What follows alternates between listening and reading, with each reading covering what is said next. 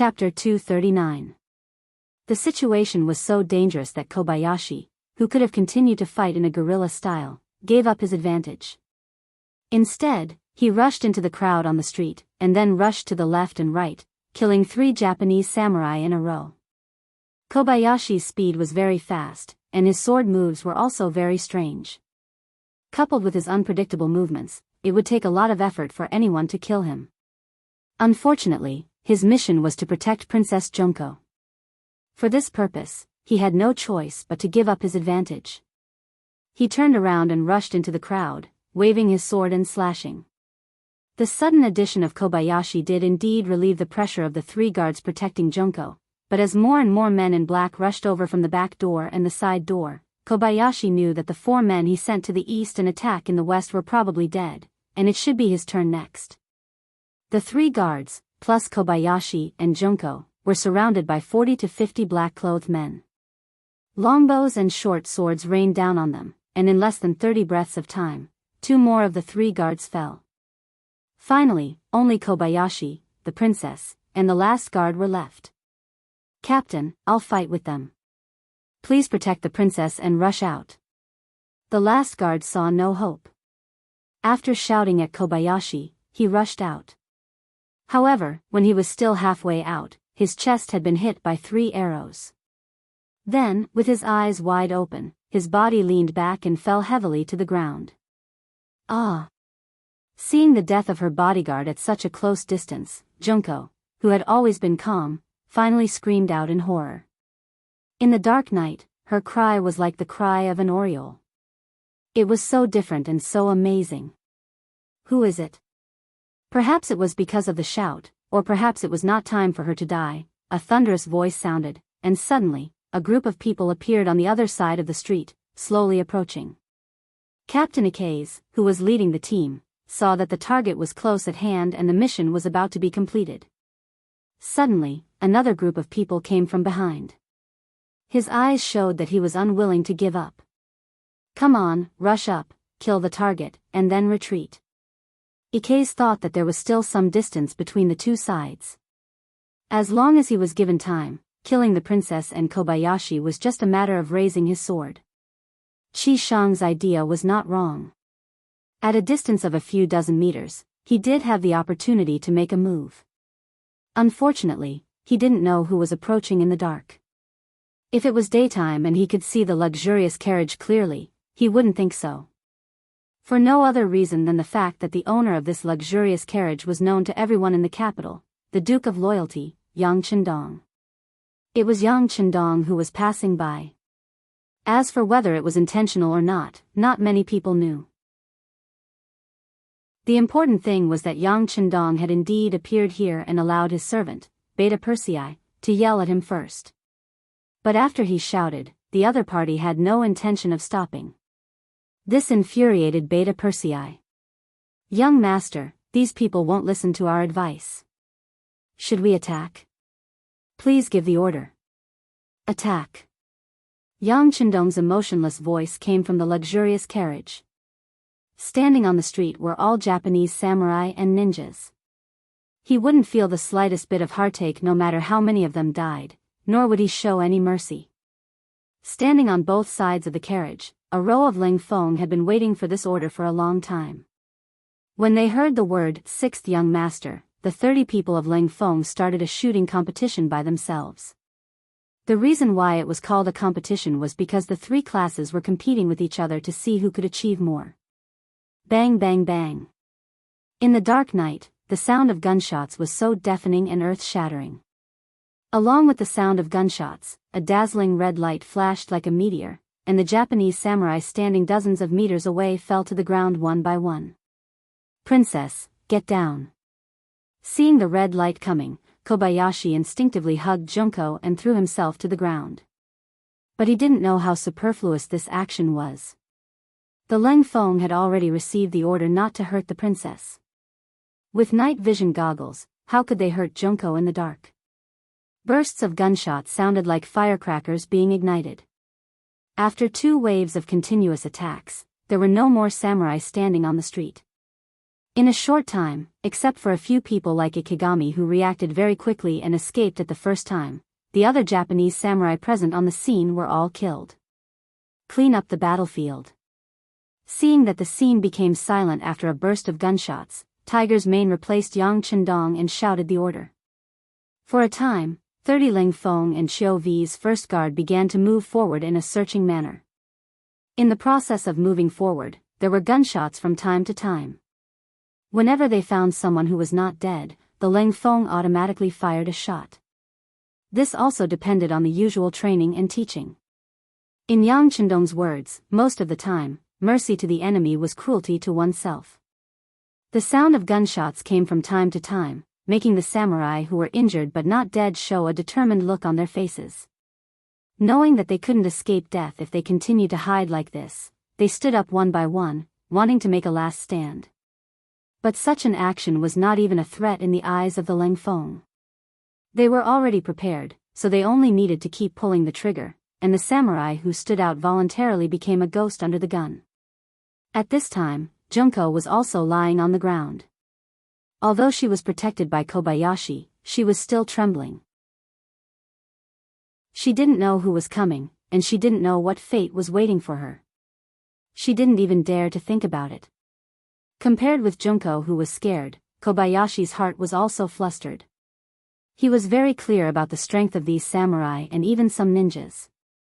But these people were so vulnerable in front of the people who came, he couldn't help but think, if it was him, facing advanced firearms, how likely would he be to survive? While he was still comparing in his heart, the footsteps were getting closer and closer, and when they were about to reach him, Kobayashi finally couldn't help but shout in somewhat awkward Chinese, "Don't kill us, we surrender." It was very difficult to make a samurai, a ninja of the Japanese imperial family, shout out surrender, and this was equivalent to Kobayashi cutting off his own path as a samurai. But for the sake of the princess under him, he made this decision resolutely. Kobayashi's sudden shout attracted the attention of the 5 Ling Feng with guns. In fact, they had been paying attention to the movements here for a long time. Even if Kobayashi didn't shout, they would soon find this place. Shouting was just a way to reveal their position in advance. As if to prove that he didn't want to kill, after Kobayashi shouted, he took the initiative to throw the ninja sword in his hand to the ground, then stood up with his hands on his head. "Don't kill us, we are also victims." "Yes, we are victims."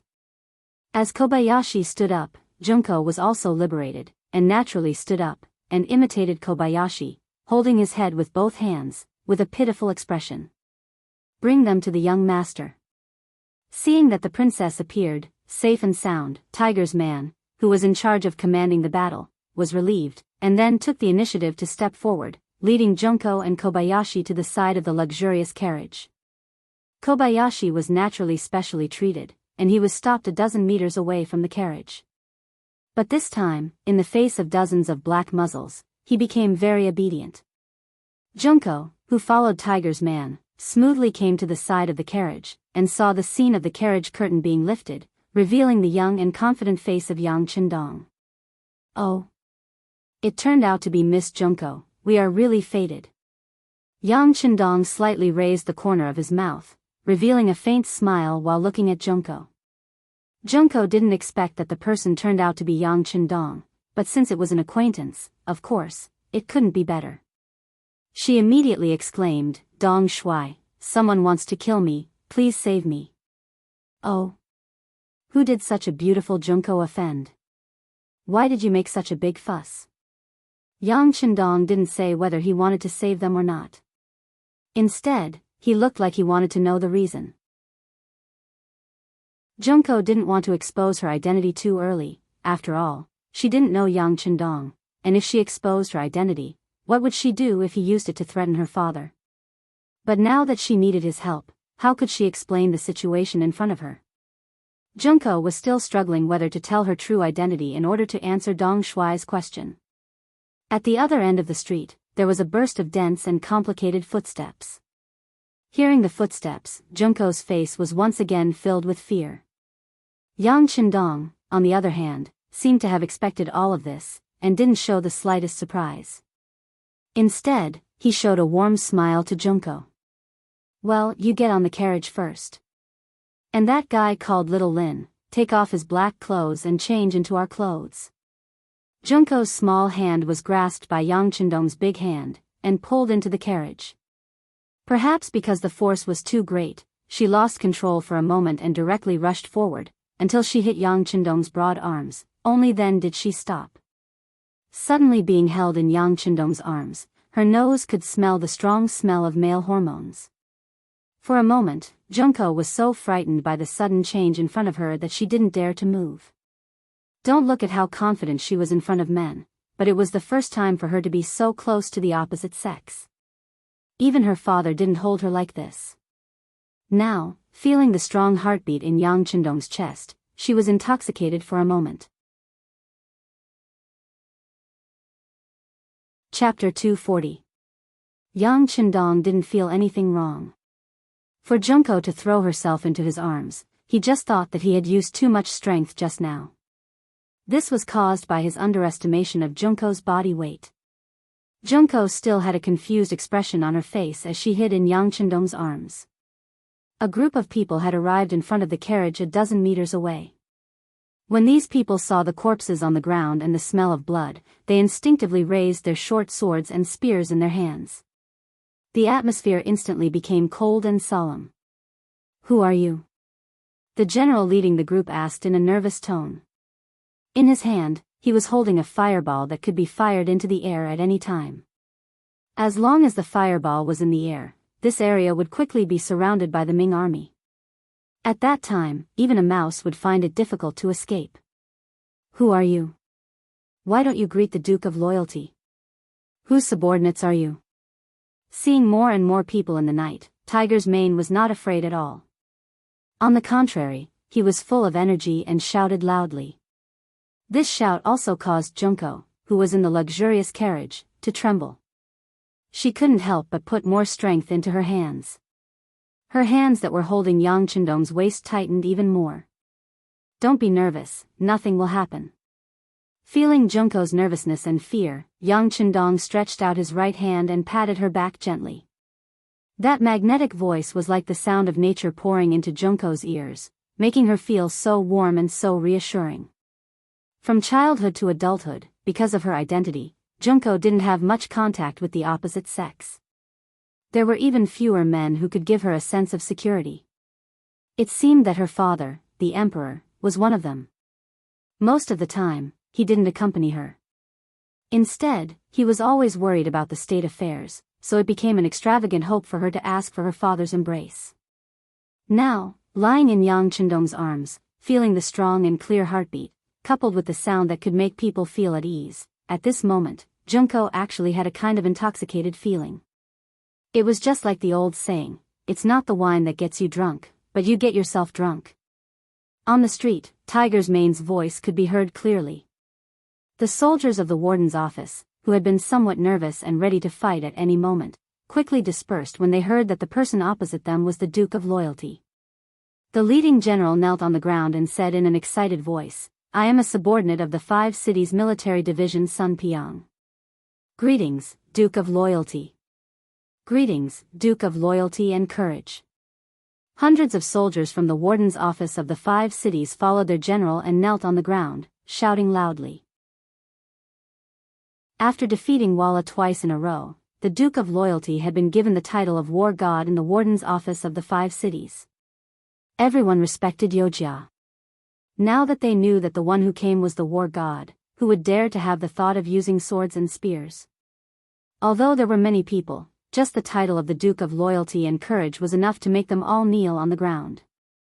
This scene was seen by Junko, who had already lifted the curtain of the sedan. This scene immediately stimulated the depths of her heart and made her more interested in Yang Chendong. "So it's Sun Piang's subordinates. You are all on the same side. Get up." Yang Chendong, who was sitting in the carriage, said in a clear voice. Then he said, "Tiger's Mane, stay here and deal with the matter here. Find out who attacked me and be sure to give an explanation. The rest of you will follow me back to Yang Village. Don't worry, Duke." Tiger's Mane bowed with his fists clasped. When he raised his head, he gave Yang Qindong a look of understanding. Obviously, he had understood the meaning of the young master. That was, he wanted to use this opportunity to make trouble and teach these people who killed Junko a lesson. Farewell, Duke of Loyalty and Courage. Hundreds of soldiers of the warden's office of the 5 cities had just gotten up. When they saw that Yang Qindong was about to leave, they immediately knelt on the ground again and said in unison. Under the gaze of the great Ming Dynasty soldiers, Yang Qindong's luxurious carriage drove out of the capital under the protection of the First Guard and Leng Feng. It went straight to the Yang village 15 miles south of the city. When the carriage left the capital, the originally dark carriage suddenly lit up. The lantern in the carriage was lit. Junko also left Yang Qindong's arms with a red face. At this time, she finally had a chance to look around. When she saw that the carriage was so spacious that there was no problem for her to lie down here, she couldn't help but widen her eyes in surprise. As a princess, she had seen more than the average person since she was a child. It was not that she had never seen a spacious carriage, but it was the first time that she had seen such a spacious carriage, especially one that moved so steadily without any bumps. Of course, she didn't know that the bottom of the carriage was installed with a shock absorption system. The wheels were not ordinary wooden wheels, but were replaced with tires. It could be said that for the sake of comfort, many things in the large warehouse were used. This was why it could be so spacious and stable. Of course, there was only one such carriage in the entire Great Ming Dynasty. Even the emperor didn't have one. He looked around curiously. After a while, he finally got a general idea of the place. Then, he noticed that Yang Qindong was staring at him. He immediately lowered his head and said embarrassedly, "Sorry, I'm really ignorant. I've made a fool of myself in front of Dong Shuai." "What? Anyone who enters the carriage for the first time will be like this. It's not strange." Yang Qindong shook his head and said indifferently. "What? Did a lot of people enter the carriage? I don't know who they are." Junko asked curiously, but she was afraid that only she knew what she was thinking. "There are several people. My 4 wives have stayed here before, and my 7th sister." Yang Qindong seemed to think for a moment, and then answered unhurriedly. When she heard Yang Qindong say that he already had 4 wives, Junko's eyes showed a trace of struggle. She seemed to be entangled with something, but her good psychological quality made her quickly return to normal. "Is that so? Dong Shuai already has 4 wives. It's really enviable." "Huh, that's not bad. Many people say the same thing." Yang Qindong laughed, as if having 4 wives was something to be proud of. After laughing, he asked curiously, "Miss Junko, I saved you today. Can you tell me why those people wanted to kill you?" "This. Didn't I say it before? I was born in a merchant family, and these people came for money. Fortunately, Dong Shuai passed by here and saved this little girl's life." Junko didn't even blink when she lied. She just opened her mouth. All of this was something she had thought out after entering the carriage. Before she had a complete understanding of Yang Qindong, she would not easily reveal her identity. "So that's how it is. In that case, those killers were killed by my servants and guards. You should be safe now, so it's better to say goodbye." Yang Qindong saw that Junko didn't speak the truth, so he didn't point it out, but said very casually. It was as if saving her was really a casual thing for him. Yang Qindong's sudden words suddenly made Junko's face change. Just a moment ago, she was thinking about how to get out of this carriage and leave Yang Qindong. She didn't believe that a person who could marry 4 wives could ignore her beauty. But before she could say anything, he took the initiative to ask her to leave. She achieved her goals so easily, which made Junko somewhat uncomfortable and gave birth to another idea. This was the wilderness. If she got off the carriage, where would she go? If the killers were following her, they wouldn't be so lucky to meet Yang Qindong. Since it was dangerous to leave here, why not follow Yang Qindong back to the Yang family manor? Although there might be other dangers, it was better than losing one's life. Thinking that Yang Qindong was a loyal duke of the Great Ming Dynasty, he shouldn't do things that were difficult for her. Junko instantly made a decision. When she looked at the sixth young master, there was a trace of obvious gentleness in her eyes. Dong Shuai, this little girl is alone. You can't really leave me here. It's so dark outside, I will be scared. How can you be alone? Don't you have a guard? You can rest assured that I will leave him to protect you. Yang Qindong pretended to be puzzled and said. Hearing that Yang Qindong misunderstood her meaning, Junko was ashamed and angry at his ignorance, but she still continued to explain, Dong Shuai, Junko didn't mean that. I mean, it's dark outside, I will be scared. It's better to let me rest in the Yang family manor for a night. It won't be too late to continue tomorrow. Oh. You want to go back to the Yang family manor with me? It's just that my 2 wives are in the manor, I'm afraid it's not easy to explain. Yang Qindong saw that the little white rabbit had entered the wolf's den, and while he was very proud, he pretended to be very embarrassed and said. Hearing that he was comparing her with his wives, Junko was angry. Who do you think I am to you? Moreover, it was disgraceful to be a concubine as a princess. But thinking that she needed his help, she had to pull a long face and said in a provocative tone. What's wrong? The elegant and talented Dong Shuai is actually so afraid of his wife? Not afraid? Yang Qindong shook his head. It's respect. Forget it, it's really dark outside. It's really inappropriate to leave a little girl like you here. Then come back to the manor with me. But remember, you have to leave after breakfast tomorrow morning. Do you understand? Seeing that Yang Qindong agreed, Junko didn't have any psychological burden to stay in the Yang family manor for a night. She quickly nodded.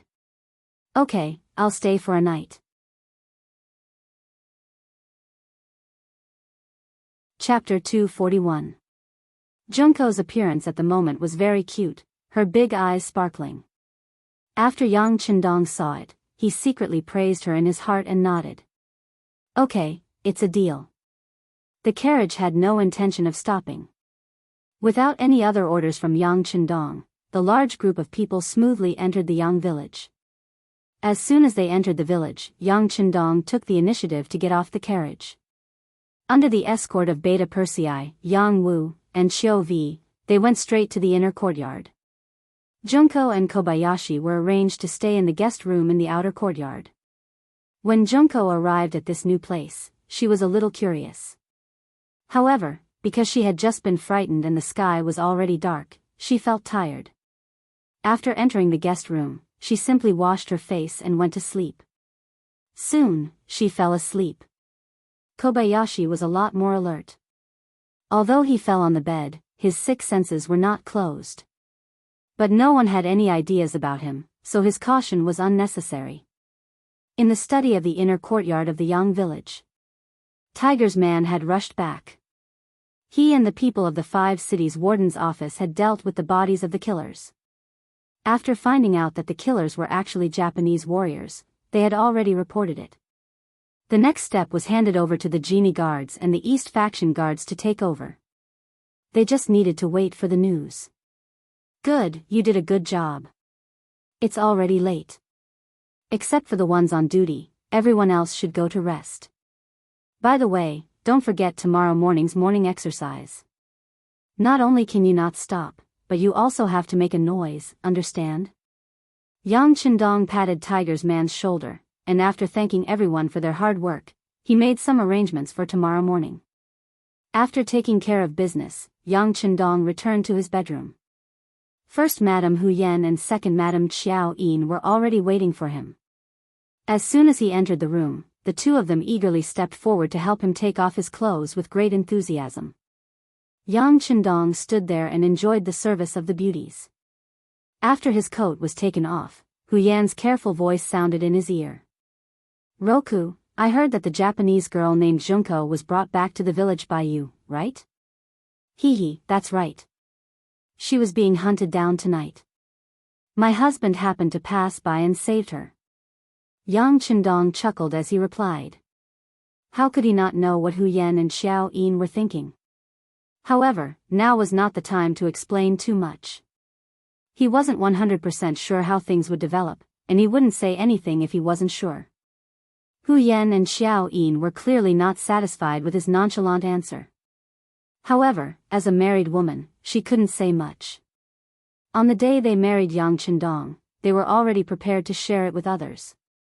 After all, their husband was too outstanding. Such a person was destined to be extraordinary. Rather than having the time to be jealous here, she might as well take this opportunity to give birth to a child for him. This way, she would have no worries for the rest of her life and would not have to worry about anything. Lu Lang, let us sisters serve you while you rest. After making up their minds, Hu Yan and Xiao Yin looked at each other and made a decision. Both of them began to lean toward Yang Chendong. Huh, good, then let's rest together. Yang Chendong was happy to see this. While laughing, he held the two women in his arms and then rolled to the side of the big bed. Compared to Yang Chendong's happy life, Aoki Yuki's was much more miserable.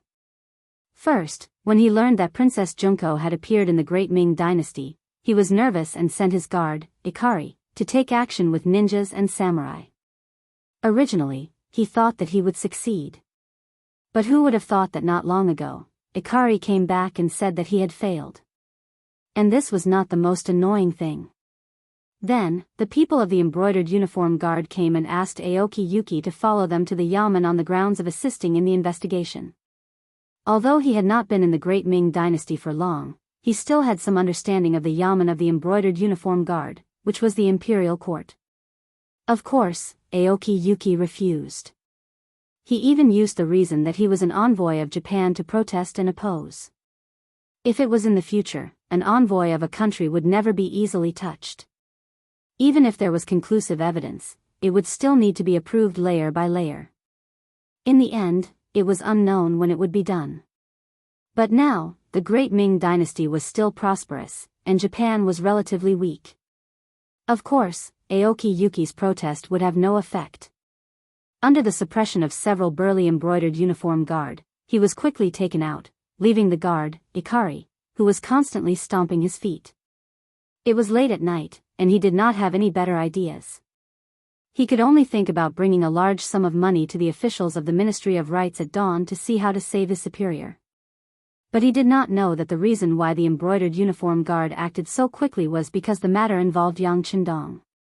The name of the Duke of Loyalty was not only among the common people, but also among the people, the 5 cities' warden's office, and even the embroidered uniform guard.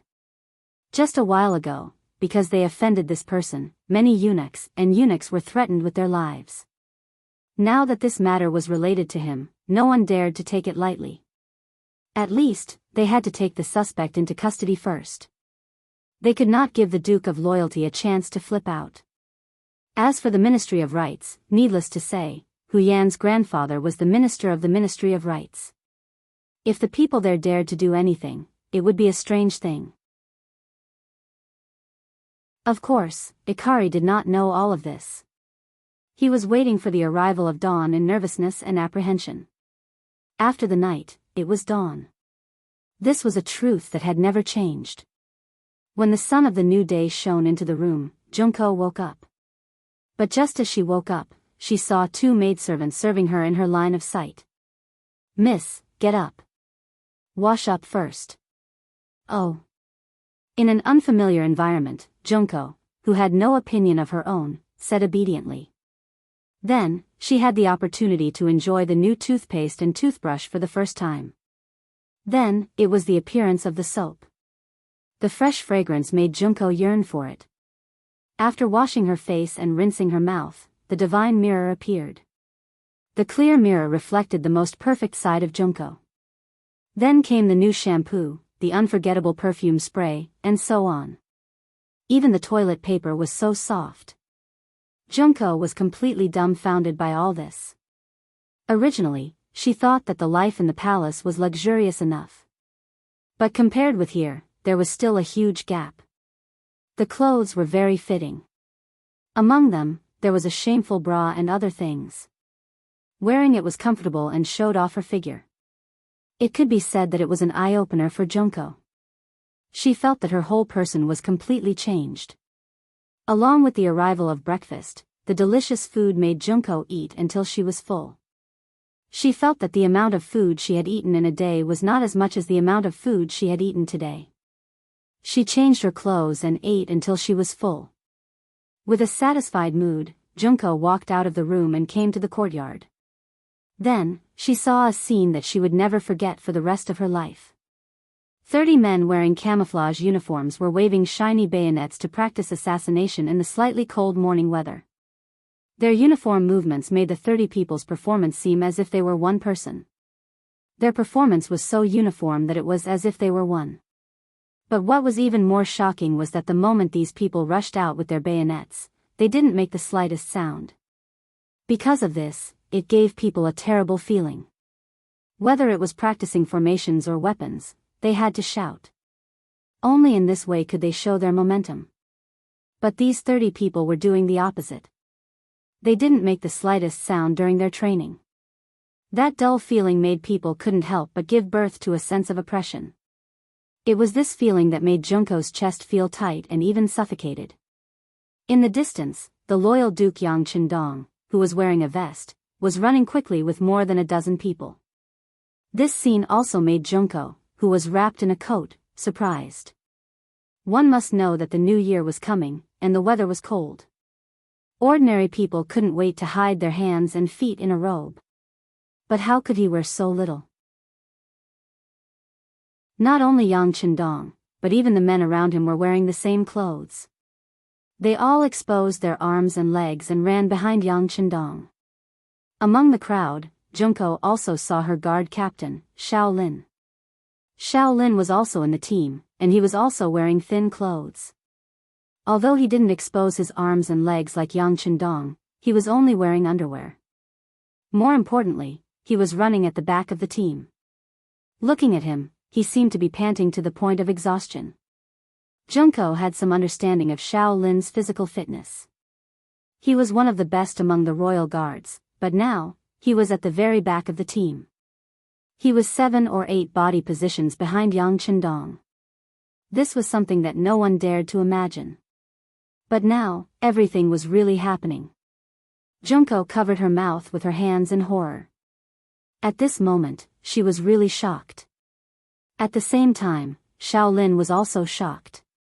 As a guard of the Japanese imperial family, and one of the best, Xiao Lin was somewhat conceited. It was difficult for ordinary people to enter his eyes. This proud personality made him walk around the village after waking up in the morning. This behavior was naturally stopped by the patrolling Ling Feng. As a warrior, if there was a disagreement, a fight would break out. In a 1-against-2 battle, Xiao Lin bravely fought the 2 Ling brothers. In his opinion, it should be easy for him to defeat his opponents, but it took him half a cup of tea's time to defeat the 2. At this moment, the other Ling Feng had already surrounded the place, which attracted the attention of the tallest man beside Yang Qindong, Beta Persei, who also rushed over. In a 1-against-2 battle, Xiao Lin still won. This made the other Ling Feng feel a kind of shame. They all rubbed their hands, wanting to fight to regain their face. Beta Persei, who was better at fighting, saw that Xiao Lin won because of his strange and flexible movements. This might be the advantage of ninjas, that young master said.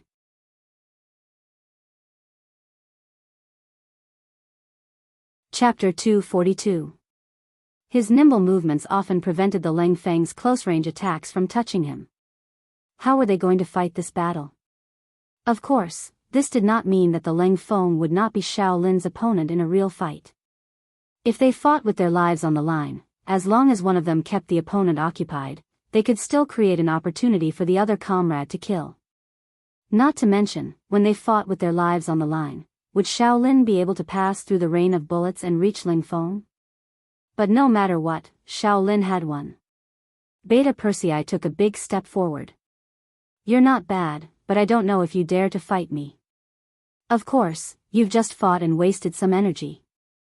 To be fair, how about I let you use my left hand? Beta Persei stood up and offered to use his left hand to fight Xiao Lin. This was an insult to a samurai. Xiao Lin would not back down. For the sake of a samurai's dignity, he readily agreed. The surrounding Ling Feng quickly moved aside, creating a large circle for the two of them to fight. When the two of them stood still, Shaolin made his move. He took a step forward and appeared behind Beta Persei. Then, he threw a 1-inch punch at Beta Persei's waist. The speed of this attack was several times faster than when he was fighting against Cold Edge. This time, the other Cold Edge members who were watching the show sucked in a breath of cold air. At this moment, everyone realized that Shaolin had not used his full strength. Beta Persei stood there motionless, as if he did not notice Shaolin's attack. Only when the opponent's 1-inch punch was about to hit his waist and the distance was less than 15 centimeters, did he suddenly turn around and use his right elbow to block the 1-inch punch. Under Beta Persei's sudden counterattack, Shaolin only saw a blur in front of his eyes. Then, he felt a sharp pain in his right fist. It felt as if he had hit a piece of iron. The strong rebound force forced him to take 3 steps back before he could regain his footing. Just as he regained his footing, a heart-piercing kick was aimed at his chest. Instinctively, Shaolin stretched out his fists to block, but his expression changed drastically upon contact. The power of this kick was so great that Shaolin couldn't block it even after using all of his strength. After being kicked, he flew backward until he flew for about 7 or 8 steps before landing on the ground with a loud crash. With just an elbow and a kick, Shaolin was sent sprawling on the ground. This scene naturally caused the other Lang Feng members to cheer loudly. Shaolin, who had been knocked to the ground, endured the pain from his arm and slowly stood up. You're just relying on your tall stature and strength. If we're competing in patience, you're definitely no match for me. You want to compete in endurance? Then why don't we run? I think this is a way to show off our endurance, right? A voice that wasn't very loud, but just loud enough for everyone present to hear clearly rang out.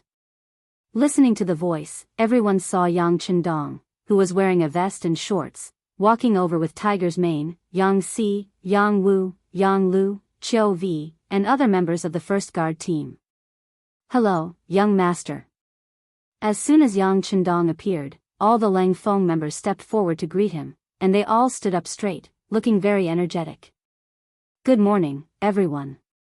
Yang Qindong said to everyone with a smile, then walked to Shaolin's side.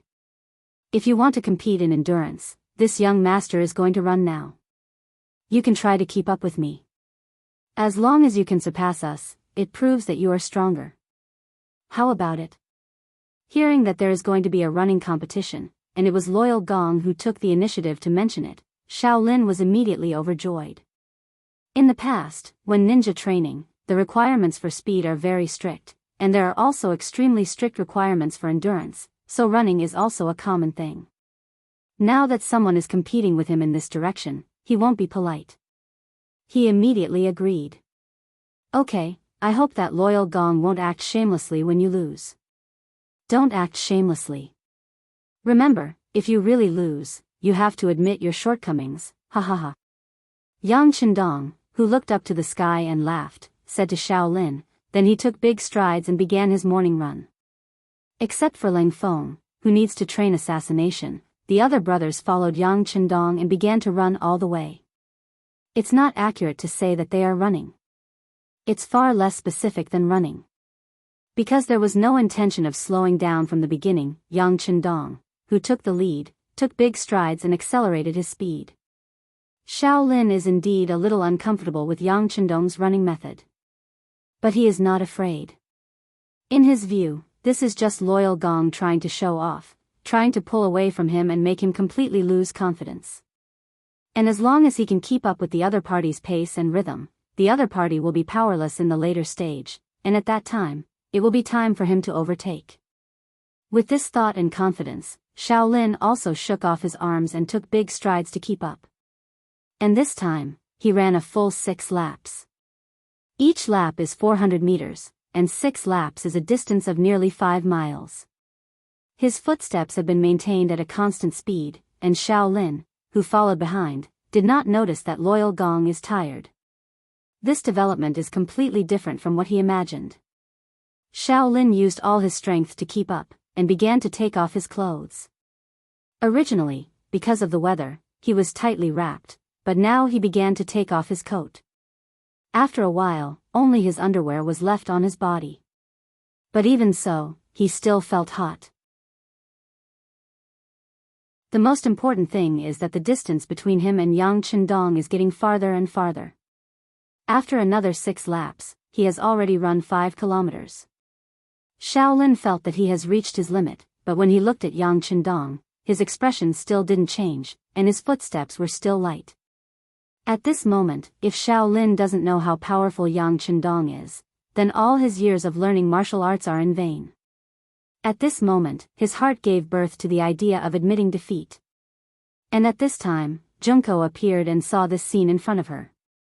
The appearance of the goddess in Shaolin's heart seemed to have suddenly poured strength into him. His legs, which were originally as heavy as iron and lead, regained their strength. He began to exert his strength to chase, and he actually overtook the 2 guards. Yang Chendong, who was running in front, felt the change behind him. The corner of his mouth just smiled slightly, and then he also began to accelerate. The moment he exerted his strength, Shaolin, who saw a glimmer of hope, was left behind by 7 or 8 meters. The distance between the 2 sides continued to increase, and finally, Shaolin couldn't see any hope. At this moment, he knew that he was defeated, completely defeated. When a person's heart has no hope and fighting spirit, sleepiness and fatigue will all surge into the body. Shaolin, who felt that his feet were getting heavier and heavier, finally insisted on running half a lap, and finally fell to the ground with a plop, unable to stand up. After Shaolin fell, a guard quickly came forward and helped him up. Then, a big bowl of steaming meat soup was sent to his mouth, and he was poured into his mouth. After a while, Shaolin exhaled a mouthful of turbid air and opened his eyes again. He's fine. Send him to rest first, and at the same time, give him a nutritious meal. After seeing Shaolin open his eyes again, the expression on an experienced guard's face relaxed, and then he gave his suggestion to the other guards. Shaolin was carried away, and on the other side, Yang Chendong also finished running 10 kilometers with his brothers. After stopping, they didn't immediately rest. Instead, they did all kinds of exercises, such as kicking, bending, boxing, jumping. Junko didn't know whether it was because of an illusion or some other reason, but she kept feeling that Yang Chendong's body was as light as a swallow at this moment. After a stick of incense worth of exercise, Yang Chendong ordered, "Go take a bath first, then we'll have dinner." Immediately, everyone dispersed and went to the bathhouse in the outer courtyard of Yangzhia village. When everyone passed by Junko, no one even looked at her, as if she was nothing but air. If it was before, Junko, who was usually ignored by others, would definitely be annoyed and embarrassed. But now, she couldn't get angry at all, because at this time, Yang Chendong came to her side.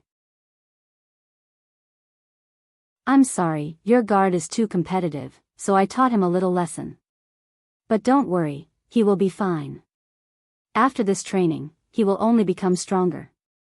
By the way, I'm also sweaty, so I need to take a bath first. And, do you want to join me?" When he said the last sentence, Yang Chendong's eyes had a trace of a naughty smile. Junko, who was teased by his words, immediately blushed and quickly lowered her head. After a long time, she said, "Who wants to take a bath with you?" After saying this, when she looked up, she found that Yang Chendong had already disappeared, only leaving a heavy masculine scent in the air. But for some reason, Junko didn't feel a trace of disgust, and the appearance of Yang Chendong's strong body when he was running just now flashed in her mind. In just one morning, she had seen too many things that she had never seen before. Not to mention the countless strange things, even her guard captain, Kobayashi, was called a weakling by Yang Chendong's words. All of this subverted Junko's previous understanding, making her curious about the Yangzhia village. "I'm going to stay here and see what secrets there are." It was as if he had made a big decision and found a reasonable excuse for himself to stay. After stomping her feet, Junko turned and walked into the courtyard. When Junko came here, all the people who had just been training had changed into new clothes and were eating meat and drinking soup. The fragrance was overflowing, making Junko, who had just eaten breakfast, unconsciously felt hungry again. But after all, she was a girl, and she paid great attention to her figure, so this gluttonous person didn't do anything to her. And it was in this crowd that she saw Yang Qindong, who had changed into a green robe. She saw him eating meat and drinking soup with his subordinates.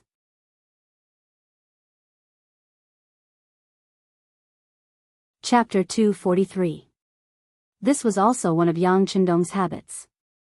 Unless there was a major event, he would do his morning exercise as usual and eat with his brothers afterwards. This was an opportunity to improve everyone's relationship. How could he waste it? The dignified duke of the great Ming dynasty actually dined with his servants. How incredible was this in Junko's eyes? At least in her impression, when her father ate, except for major festivals, her mother would sometimes sit with him and accompany him. Generally, he ate alone, which seemed to show his noble status. But when it came to Yang Qindong, everything seemed to have changed. But they seemed to be getting along so well. Could it be that her father's method was wrong? Or was this Yang Qindong originally a different kind of person? Unconsciously, Junko's heart was filled with more and more doubts, which also made her curious about the Yang village. Yang Qindong, who was eating, noticed the changes on Junko's face. Looking at her frowning, gently nodding, and shaking her head, he felt that she was so cute. After a while, he stood up and took the initiative to come to Junko's side. "Miss Junko, I have allowed you to stay here for one night. Now it's already dawn, you should go and see your guards. If there is no problem, it's time for you to leave." "Oh, then I'll go and see little Lin Kuan." She didn't know why, but the closer she was to Yang Qindong, the faster her heart beat. She couldn't figure out the reason, so she turned around in a panic and went straight to the place where little Lin was resting. In little Lin's room, after eating a lot of delicious food, his body was gradually recovering. When he heard the door open and saw Junko appear, little Lin struggled to sit up from the bed. "Princess.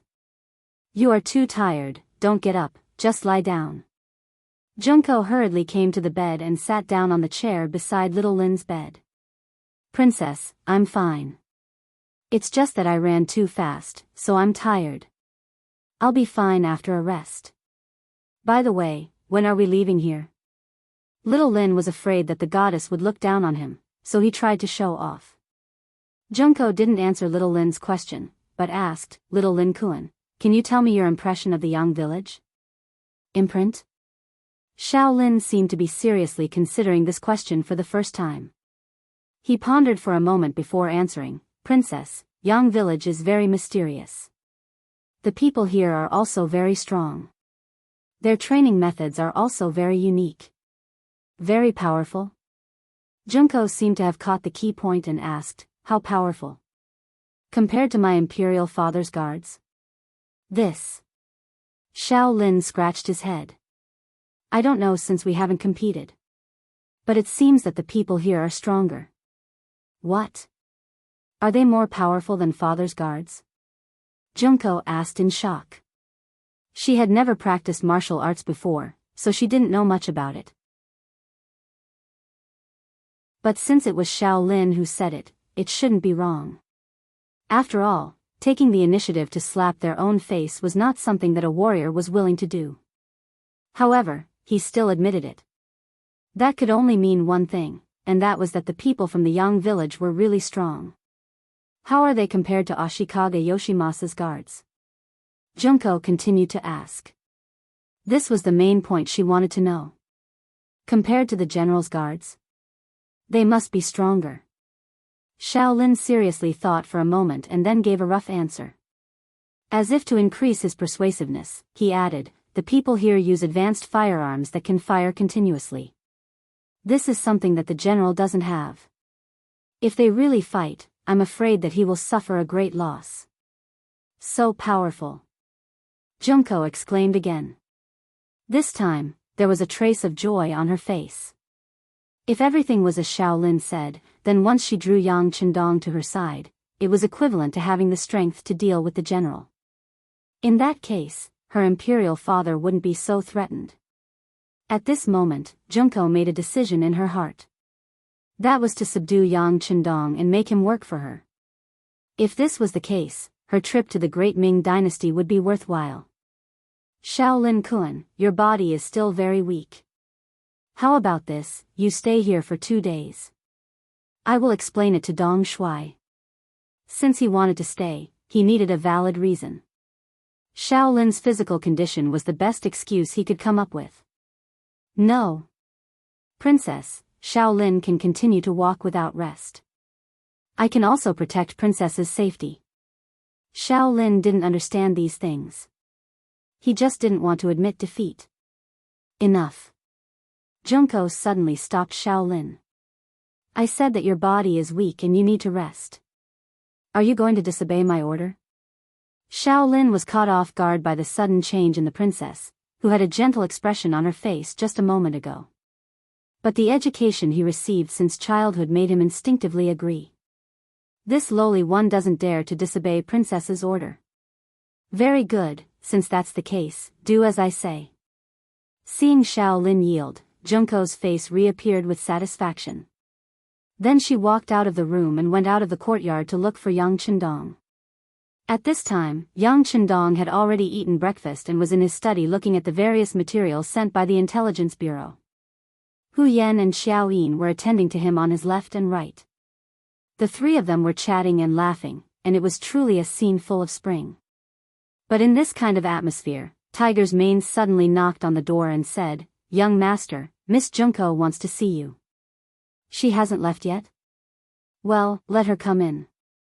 Yang Chendong was well aware of this, but his face showed a puzzled expression, as if he was surprised by this result. On the other hand, Hu Yan and Xiao Yin couldn't help but look at him, but then they smiled like flowers. They didn't have the slightest intention to be angry. After Tiger's mane got approval, he led Junko into the study. As she entered, the 6 eyes of the 3 women unconsciously collided with each other. This was the first time the 3 women met. Their eyes seemed ordinary, but in fact, they were filled with jealousy. Speaking of which, the 3 women were extremely beautiful women. It could be said that each of them had their own merits. Hu Yan was beautiful, Xiao Yin was full of charm, and Junko was cute and moving. Any man who could have one of them was already a blessing that he had done countless good deeds in his previous life. But when the 3 women were together with the same man, it was really like the old saying, the most difficult thing to bear was the beauty's favor. After a short exchange of glances, the 3 women separated. Hu Yan was holding a teacup, while Xiao Yin was pouring tea to express their close relationship with Yang Chendong.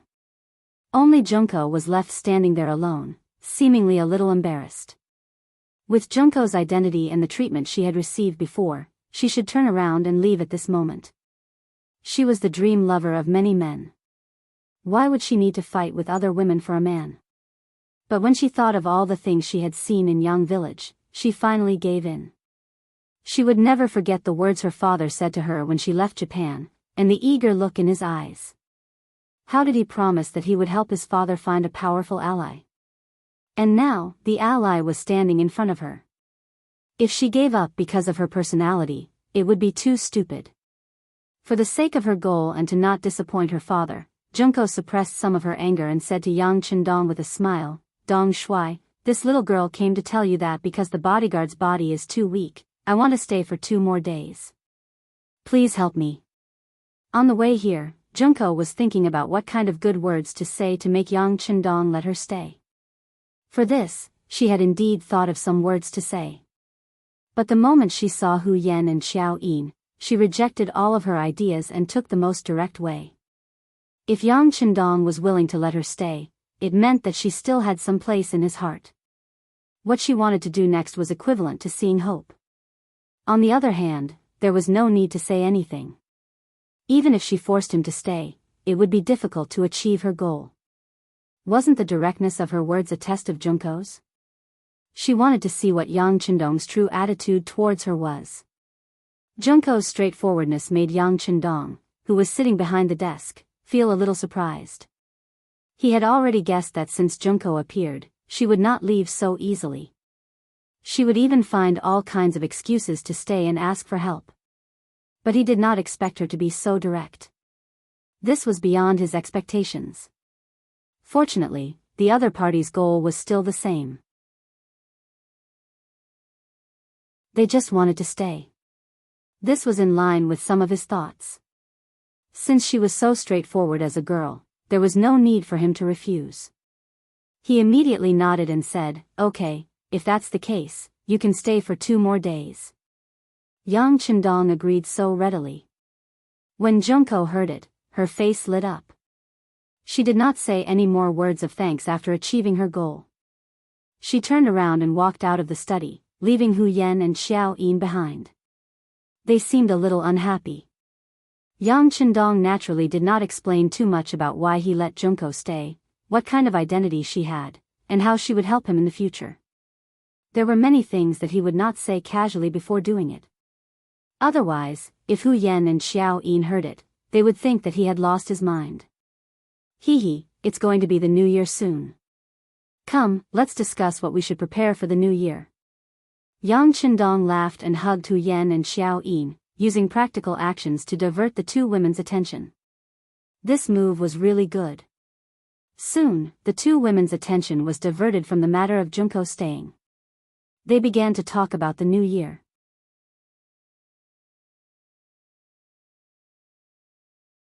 Chapter 244. It was 1450 AD. The spring festival bell rang and the new year arrived. The Yang family manor was more than twice as lively as last year. The 4 madams gathered around Yang Chendong and smiled happily. The servants, guards, and guards of the Yang family all received recognition from the 6th young master's performance, making them overjoyed. The servants of the manor, Immortal Abode, Heavens Beyond, Yang Bao, and the staff of the Yang family bank all received a big red packet, at least 5 taels of silver. There was no cap on the red packet, making everyone smile. There was a saying, if you have money, you can celebrate the new year every day. Everyone received benefits. Naturally, everyone was amazed by the benefits of the 6th young master, and their hearts became firmer. The first day of the new year passed happily. On the second day of the new year, Yang Chendong sat in a luxurious carriage and began to visit the capital.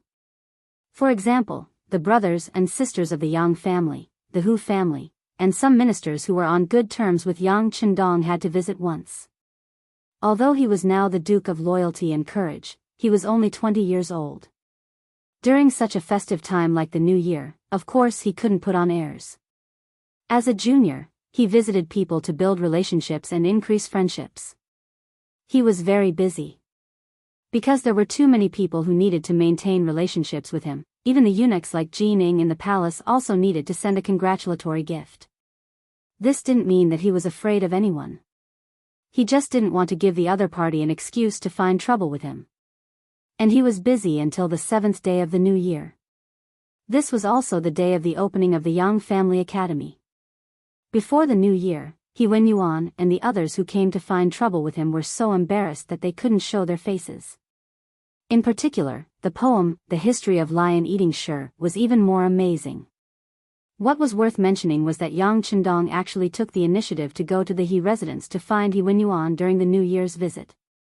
He gave He Wenyuan the draft of The History of Lion-Eating Shi that he wrote himself. That day, he had said that if He Wenyuan did not lower his head and admit his mistake, the manuscript of The History of Lion-Eating Shi would not be published.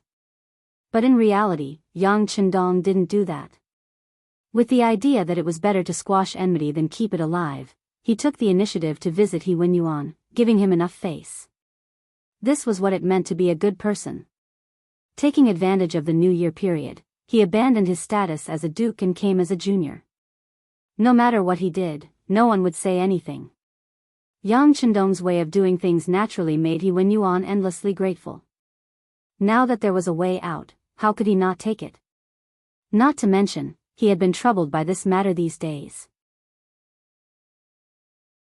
Many great scholars who were interested in The History of Lion-Eating Shi had taken the initiative to find him, saying that they hoped that he could lower his head and get the manuscript. This was another characteristic of literati. Once they encountered a good article, they would definitely want to read it. Otherwise, they would not be able to eat or sleep well. Among these great scholars, some of their identities were not ordinary. In terms of qualifications, they were comparable to He Wenyuan. This was really difficult for He Wenyuan, because he really couldn't lower his head and ask for advice from a young boy. When he was troubled, there was no lively event in the He residence this year during the new year. At this moment, young Chendong came and took the initiative to give him a way out by giving him the manuscript of The History of Lion-Eating Sure. How could he Wenyuan give him any face? He personally went out of the door and welcomed young Chendong into the main hall with a hearty laugh. This was a handshake in peace. After settling He Wenyuan, the enrollment of the Yang Family Academy was not so stressful, and the preliminary enrollment was completed in just a few days. Not to mention, young Chendong was really famous. Originally, he only needed to recruit 50 people, but the number of people who signed up had reached 500. He had no choice but to get them into the academy first, and then select the suitable candidates after the assessment. On the 7th day of the new year, the entrance of the Yang Family Academy next to the Yang Family Manor could be said to be very lively. More than 500 young people stood in groups of 2s and 3s on the spacious square. Among them were young master nobles and young masters who wore silk and satin. There were also some poor people who wore cotton clothes and even had patches on their clothes. The snow began to fall on the 4th day of the new year, and it continued to fall sparsely until last night. 3 consecutive days of heavy snow turned the Yang Family Manor into a white ocean. The branches, roads, and roofs were all covered with a thick layer of snow. Groups of people waiting outside the Yang Family Academy could not help but sigh at the omen of a bountiful year. They all said that today would be a good year, with good weather and a good harvest. At 8 in the morning, when the number of people gathered outside the manor had exceeded 2,000, the Yang Family Manor's gate opened from the inside. A group of mercenaries in camouflage walked out. Behind them was young Chendong in a green robe. His steps were steady, and his face was filled with a very amiable smile. Under the protection of Tiger's Mane on the left, and Beta Persei on the right, he came forward. The appearance of young Chendong made the noisy crowd quickly quiet down. He had this kind of magic, no matter where he appeared, he would always quickly become the focus of attention. At this point, although the contact time was not long, Junko, who was behind young Chendong in the crowd, seemed to be used to it. In about half a cup of tea's time, young Chendong and his group arrived at the gate of the Yang Family Academy, which made the atmosphere even quieter. Under the watchful eyes of the crowd, young Chendong strode forward and arrived alone at the academy's closed door. Looking at the door with festive couplets pasted on it, young Chendong stood still and turned around abruptly, looking at the crowd of outsiders. Thank you for supporting me so much, and thank you for coming to support me.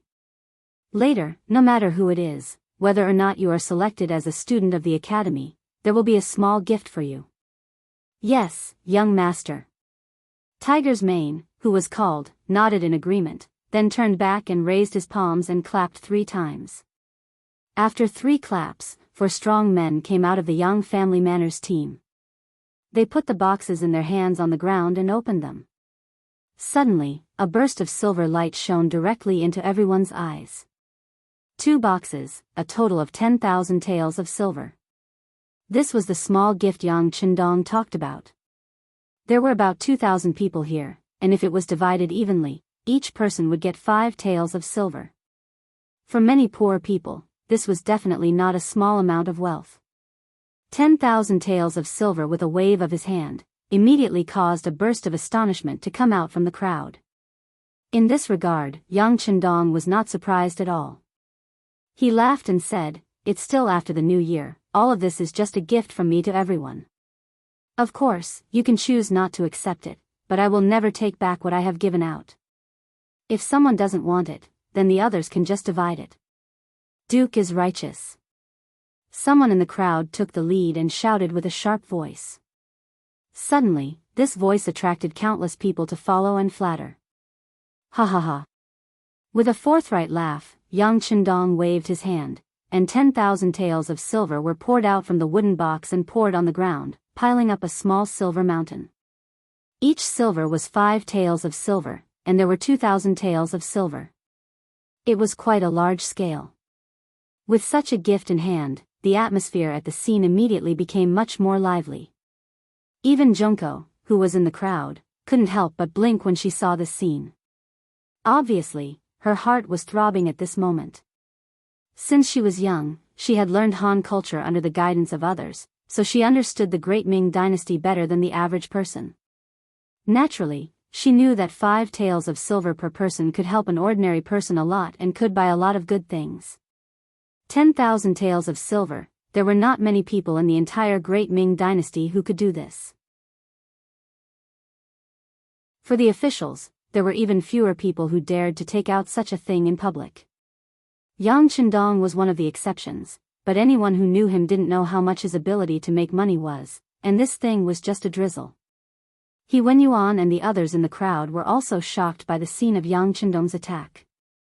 It was just that, after all, they were officials of the imperial court.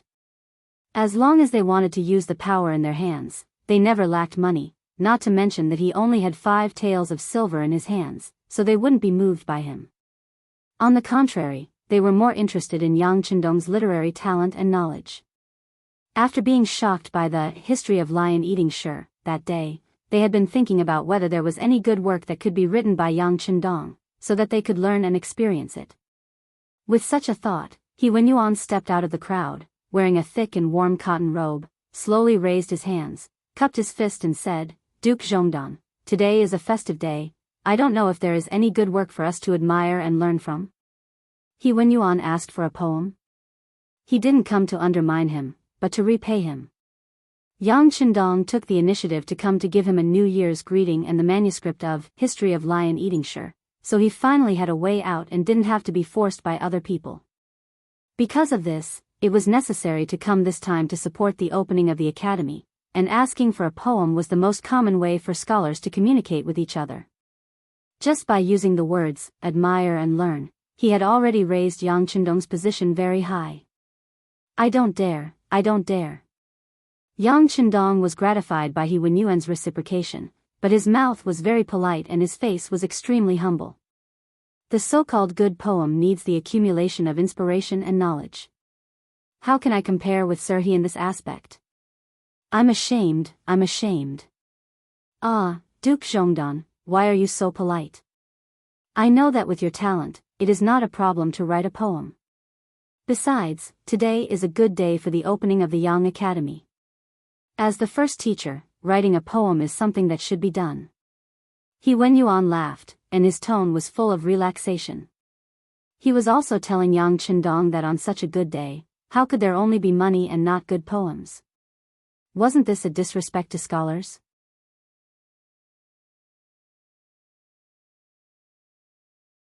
Chapter 245. Of course, on the other hand, it could also be said that He Wenyuan was creating more opportunities for Yang Chendong to become famous.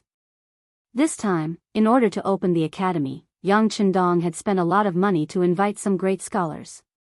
Although they were rejected everywhere, there were still people who agreed to come to the Yang family's academy to be teachers for money and a better life. However, there would always be differences between teachers. For example, Yang Chendong himself considered himself to be the chief teacher. Even if he was the chief teacher, how could he not perform at all in such a situation? That's right. Many others chimed in at this moment. Some of them might be looking for a lively scene, while others wanted to see Yang Chendong make a fool of himself. Of course, there were also some who wanted to listen to a good article that could shake the ancients and dazzle the contemporaries to comfort themselves. With so many people chiming in just a short while, the 2,000 people in the crowd spoke out in unison, all of them requesting Yang Chendong, the chief teacher cum dean, to come up with a new poem to boost their prestige. With so many people having such a request, Yang Chendong knew that he had to come up with something. In fact, he really wanted to show off his skills. Because he had refuted He Wenyuan and the others before, he had made a name that he was not to be trifled with. But in fact, among the scholars, there were still many who looked down on him. They always thought that a young boy would not have much real talent and strength. The so-called academy was just a way to gain fame. In response to these discussions, the Security Bureau reported many people, but Yang Chendong did not intend to make a fuss about it. This was not because he was broad-minded, but because he knew that the most difficult thing for a person to change was their attitude and perception. Even if he took action to deal with 1 or 2 people, it would not have any effect on the overall situation. Since that was the case, it was better to just let it be and let time and facts make the final decision. However, in the process, Yang Qindong would continue to work hard to change the mentality of the people of the Great Ming Dynasty, the way they looked at things and the way they did things. The premise to accomplish all this was to ensure that he himself was the strongest. Good poetry was also a kind of weapon. It was a sharp weapon that was specifically targeted at scholars. It made them feel ashamed of their inferiority and slowly gained their recognition. Now that the Yang Qindong Academy was about to open for business, He Wenyuan and the others had the same idea. Yang Qindong decided to satisfy them. In his mind, he began to flip through the famous poems that he had read in his previous life. When he saw the pure white snow around him, he nodded lightly and had a thought. Speaking of the grandeur of a poem that was about snow, it had to be the great man's Spring in Qin Garden, Snow. Yang Qindong's heart was filled with gratitude for the legacy left to him by the great man of his generation. He gently lifted his green robe, looked up at the sky, and concentrated his qi in his dantian. He then said with a powerful voice, Yang family village, snow. The scenery of the northern kingdom was magnificent. Thousands of miles were covered in ice, and tens of thousands of miles of snow fluttered about. Looking inside and outside the Great Wall, there was only the boundless expanse of the great river. The mountain dances like a silver snake, the plains like a wax elephant, wanting to compete with the Heaven Duke. Su Qing was dressed in red and white, looking exceptionally enchanting. There were so many beauties in the country, attracting countless heroes to bow down to them. Emperor Shi Qin, Han Wu, was slightly inferior in literary talent. Tang's sect, Song Zhu, was slightly inferior in style. Genghis Khan, the heavenly son of a generation, only knew how to shoot a big eagle with a bow. The past is the past. Counting the heroes, it depends on the present. The clear voice was still resounding between heaven and earth, but at this moment, the noisy crowd had already become silent. Everyone was silent at this moment. Anyone who knew a little about poetry could feel the grandeur of the poem Yang Family Village, Snow, and the courage of the ambition. Even those who didn't know about poetry were shocked by the powerful momentum of Yang Qindong's recitation. They didn't dare to make a sound. Junko was also in the crowd. With her understanding of Chinese, she could naturally understand the poem Yang Family Village, Snow. Because she understood it, she was very surprised. She couldn't imagine that such a sentimental and majestic poem would come from the mouth of Yang Qindong, who was only 20 years old. In the front row of the crowd, He Wenyuan and other great scholars' representatives were trembling with excitement at this moment. They knew more about poetry than others. Because of this, they could understand the role and meaning of this poem in the first place. If the previous History of the Lion Eating the Shi Family was a work of trickery and was created with enough understanding of Chinese characters, then Yang Family Village, Snow, showed a kind of broad feeling and a kind of lofty ambition. The past is the past. Counting the heroes, it depends on the three words, the past is the past, in the present. The words were full of endless meaning, and it was a wonderful finishing touch. The history of the feudal society in China was briefly mentioned, and it turned to the present era of the poet, pointing out the theme of counting the heroes. It depends on the present era. The present era was a new era, and the new era needed new heroes to lead it. The heroes of the present era lived up to the mission of history and surpassed the heroes in history. They had more outstanding talents and would create unprecedented great achievements. This was the poet's firm self-confidence and great ambition. This conclusion, which shocked the ages, made a declaration that surpassed history and expressed the ambition to change the world. At that moment, he thought for thousands of years. At that moment, he saw the future. At that moment, he was full of lofty sentiments. At that moment, he looked down on the past and present. The entire poem reflected a kind of broad-mindedness and arrogance. Every sentence carried an extremely deep meaning. Once one carefully pondered over it, every word was like a jewel, and every sentence was full of fine sentences. At this moment, He Wenyuan was completely convinced. The poem Young Family Village, Snow had completely conquered him. Convinced, he was the first to applaud. Good. Good poem, good mood, good mind. Loyal and courageous, your talent is admirable. He even said the word admirable. It could be seen that at this time, He Wenyuan was really impressed by Yang Chendong's talent. With him as an example, the other literati also nodded their heads and congratulated Yang Chendong with their fists clasped in front of him. With the literati taking the lead, the others naturally followed to congratulate. Yang Chendong smiled and cupped his fists to everyone. He knew that the 2 consecutive styles were very successful. Next, he would see the real academy. He turned around and suddenly stretched out his hands. His fists turned into palms and pushed the door of the Yang Family Academy behind him. With this sudden force, the originally heavy door opened from the outside. With a creaking sound, the 2 iron blocks on the left and right of the Yang Family Academy's door appeared in front of everyone. It was not correct to say that it was 2 iron blocks. Although it was iron, it had a round iron body and a long iron handle. It was like a machine in front of everyone. At this moment, behind Yang Chendong, He Wenyuan and the others also walked over. They also noticed the 2 big iron blocks with a cement base. Out of curiosity, everyone stopped and looked at the rare thing in front of them. They were speechless for a while. Yang Chendong had brought too many rare things to everyone. At this point, they were no longer as shocked as they were at the beginning. Therefore, at this moment, everyone's eyes fell on the Duke of Loyalty, wanting to see how he would explain this thing. Someone, bring me the basin. Yang Chendong, who was chuckling, strode forward and came to the side of the iron block. He reached out and grabbed the iron handle. Then, his arms slowly pressed down. Fall, rise, fall. The rhythm was even and slow. When Tiger's Mane took out a basin and placed it on one end of the iron block, clean water came out from it and fell into the basin like the Milky Way. Ah! It's working. The people closest to it saw it the most clearly. When they saw the water flowing out, they couldn't help but take a step back and then let out a scream. There was no need to shout. Everyone noticed that there was a lot of clear water flowing out. For a moment, everyone was surprised.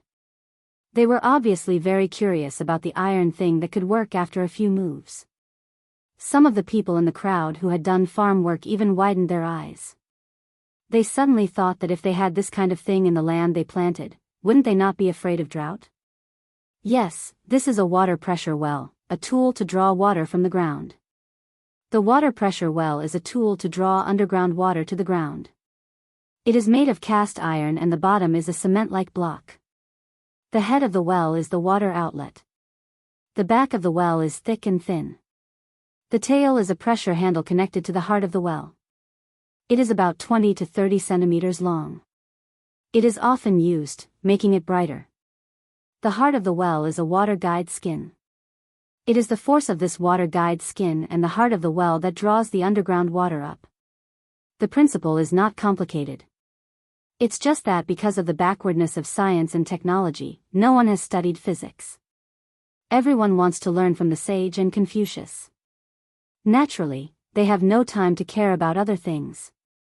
This is the water pressure well. It can draw underground water up to a few meters deep, or even a dozen meters deep, to the ground through this method. With such a thing, people don't need to go to the river or the well to draw water in the future. They only need to install such a thing in the small courtyard to solve the problem of drinking water. When this thing is placed in the field, the problem of drought will be solved. Looking at the eyes focused on him, Yang Chendong's words were powerful and resonating, shaking the eardrums of everyone present. Ah! Is it really so magical? Quick, who is going to try the other one and see if it can really draw water? He Wenyuan was also shocked by Yang Chendong's introduction. He remembered that there was a well in his courtyard. Usually, water was taken from there. However, there would often be dirty things falling on it. For the sake of cleanliness, it naturally needed someone to take care of it. However, there was no guarantee that the water was clean. But now, there was such a thing that could make water appear on the spot. It was really convenient and much more hygienic. When Wen Yuan shouted, someone had already walked over. He reached out and pressed the iron handle of the water pressure well. After more than 10 times, water began to flow out of the iron mouth. Some people couldn't help but curiously go forward to have a taste. They immediately shouted excitedly, "So cool, so sweet."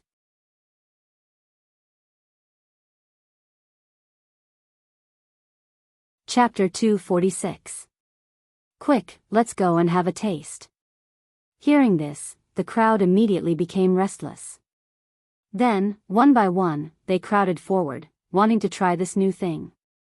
Even Yang Chendong was pushed to the side because there were too many people rushing up. The attraction of the 2 pressurized water wells was beyond Yang Chendong's expectations. After all, water was an indispensable part of the human body, so it was easier to arouse people's concern.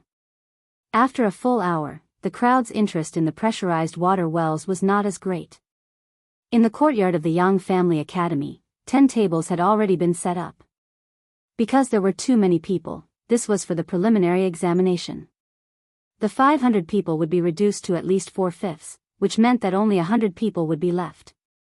Even if it was 100 people, perhaps only half of them would be left. The 1:5 ratio in the preliminary examination made many people eager to try, thinking about how to enter the academy. One had to know that once one entered this place, not only would no one collect tuition fees, on the contrary, they would also take care of your 3 meals a day. For some poor people, they could learn knowledge without spending any money. It was a good thing that they could not ask for. The so-called preliminary examination was actually just filling in a form. For those who were illiterate, there would be someone who would explain it to them. In the end, they just had to act according to what they thought.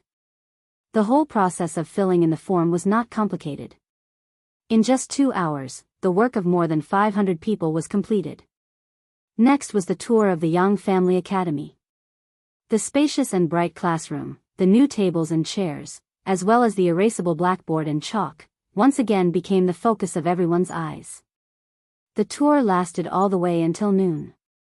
Only then did people leave in 2s and 3s. Yang Chendong had already said that the results would be announced in 2 days.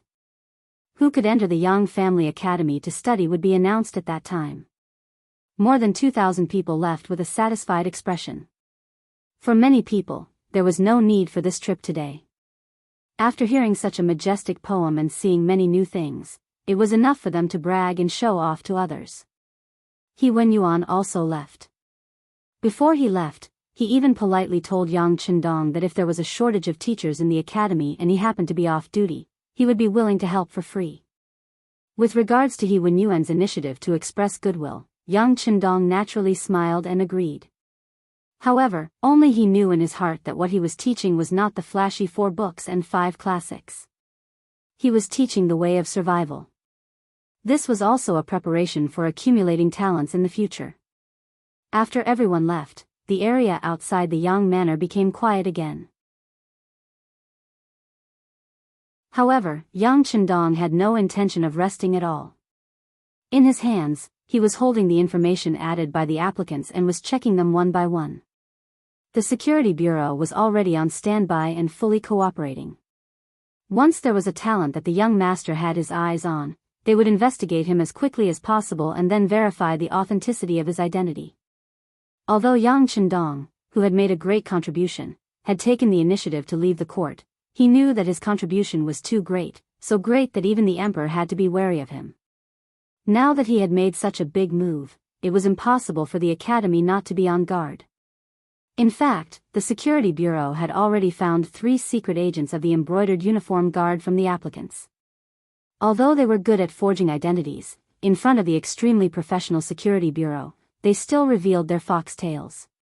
Not only were there secret agents of the embroidered uniform guard in the capital, but also spies sent by Zhu Qizhen of the Ying sect, and there were as many as 8 of them. In addition, there were 2 spies sent by Walla Yeshen. Looking at the applicants screened by the security bureau, Yang Chendong shook his head and smiled. They really think highly of me. It seems that the young master can't keep a low profile even if he wants to. Of course, in addition to these spies, there were indeed people with good conditions among the applicants. For example, the 4 forms on the table. The first was Wang Si, the grandson of the Minister of Personnel, Wang Ji. He had previously been an editor of the Hanlin Academy and was a 7th-rank official. He was also one of Yang Qindong's friends from a long time ago. Later, when Zhu Qiyu had taken over, Jining had once sent people to blackmail Wang Ji. Because she had received very little, she was dissatisfied and removed Wang Si from his position. Although he was later reinstated, this young master no longer cared about official matters and became a frequent guest of the immortal abode. This person had also applied for the Yang Clan Academy. When he saw his name on the table, Yang Qindong pulled him out. After some deep thought, he decided to take him as a student. Yang Qindong had his own considerations for this. His attitude toward the Great Ming Dynasty was to boil the frog in warm water.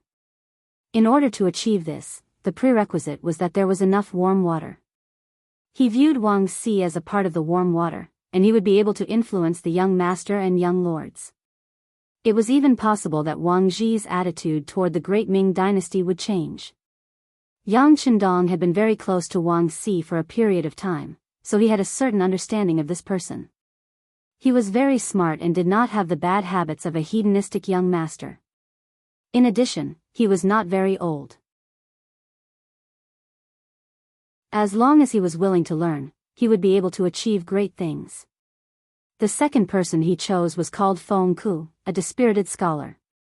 When he was young, because he was smart, he had become an elementary scholar early on, allowing him to see the hope of changing his family.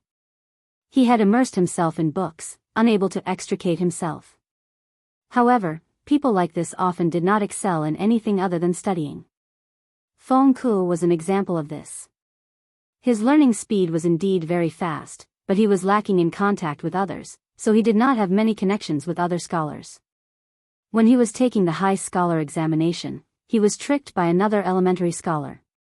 He had stuffed an unimportant note into the bottom of his shoe and brought it into the examination room. Originally, this was just a joke to tease him. However, he did not expect the result to be so dramatic. Feng Ku became an elementary scholar, but the elementary scholar who put the note failed. Out of revenge and jealousy, this person reported this matter to the imperial court. However, because things had changed, there was no way to investigate. However, because of this matter, Feng Ku was not given a position by the imperial court. He only received the status of a high scholar. In addition, his parents had passed away early and he was not good at business. In the end, the fields in his family were sold to buy books. Now, even eating became a problem. This kind of bookworm, no matter where he went, he wouldn't be liked by anyone. However, Yang Qindong knew that this kind of person was more suitable for professional work. For example, the scientists in the future. It was because they had no desires and only had knowledge and science in their eyes that they were able to create many inventions. Accepting this person was to train Feng Ku as a seedling to be a scientist. The third person was called Chang Qianhao. He was from Jiangnan and was the son of the Chang family. Chang Qianhao's family background was very good, and his family background wasn't bad either. His appearance was distinguished and elegant, and the way he conducted himself was very smooth and sly. More importantly, this person had a good hand in calculating accounts, so much so that he was called the divine mathematician. He was chosen by Yang Qindong because he was good at arithmetic. As his business grew bigger, there was a lack of talents in this area.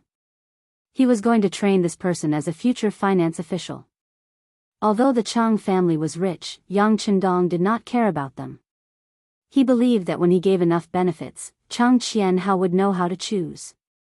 Not to mention, he was confident that in the process of teaching him, he would completely convince this person. The last person's identity was a bit special. Not only was she a woman, she was also an armed escort. The profession of an armed escort was still very dangerous. After all, there were not so many cameras in ancient times. It was not like where the money trucks were attacked. Usually, there would be a lot of clues. It was because of the lack of information that robberies happened again and again. It also made this profession very risky. Men were not willing to take such a big risk, let alone a woman. However, this woman could choose this profession, which showed how powerful she was. Tai Qingyi, 23 years old, was called Iron Face and Benevolent Heart. Iron Face referred to the woman's serious face. Benevolent Heart referred to her bodhisattva's heart. According to the investigation of the Security Bureau, most of the money this woman earned was given to the poor people. This time, the reason why she wanted to come to the Yang Academy to study was that she lost her hand in the process of delivering an escort. As an armed escort, some people could work for a lifetime, but some people could only do it once. It all depended on her to ensure that the escorts were not lost. Unfortunately, although Tai Qingyi was good at fighting, the number of robbers she encountered was 3 times more than her. She was outnumbered and finally lost her escort, which made her lose her livelihood. She came to the Yang Academy to find a chance to survive and learn more skills. Of course, this had a lot to do with Yang Qindong's reputation outside. Otherwise, it would be difficult for an ordinary scholar to catch the attention of this extraordinary woman. Oh, right, when we were delivering the money in the morning, this woman was the one who shouted for the Duke to be righteous. Ha ha ha. Yang Qindong suddenly thought of something and said. Then, he laughed heartily and stored this woman's information. Over the next 2 days, the 100 selected students were divided into groups. Some of them still needed to be observed, but some of them had been predetermined due to their various skills and specialties. It was just that they were unaware of it. Currently, the people outside were still waiting for the results in 2 days. The Wang residence in the capital. As the Minister of Personnel for many years, Wang Zhi's influence was not only shown by his position, but also his hidden influence that people did not dare to underestimate. There was a saying in the Ministry of Personnel that the officials were a level higher than the officials, and the recommendation authority was in their hands. This caused some people to think of ways to curry favor with this master. As time passed, the saying that Wang Zhi's disciples were all over the world was no longer an adjective, but a fact.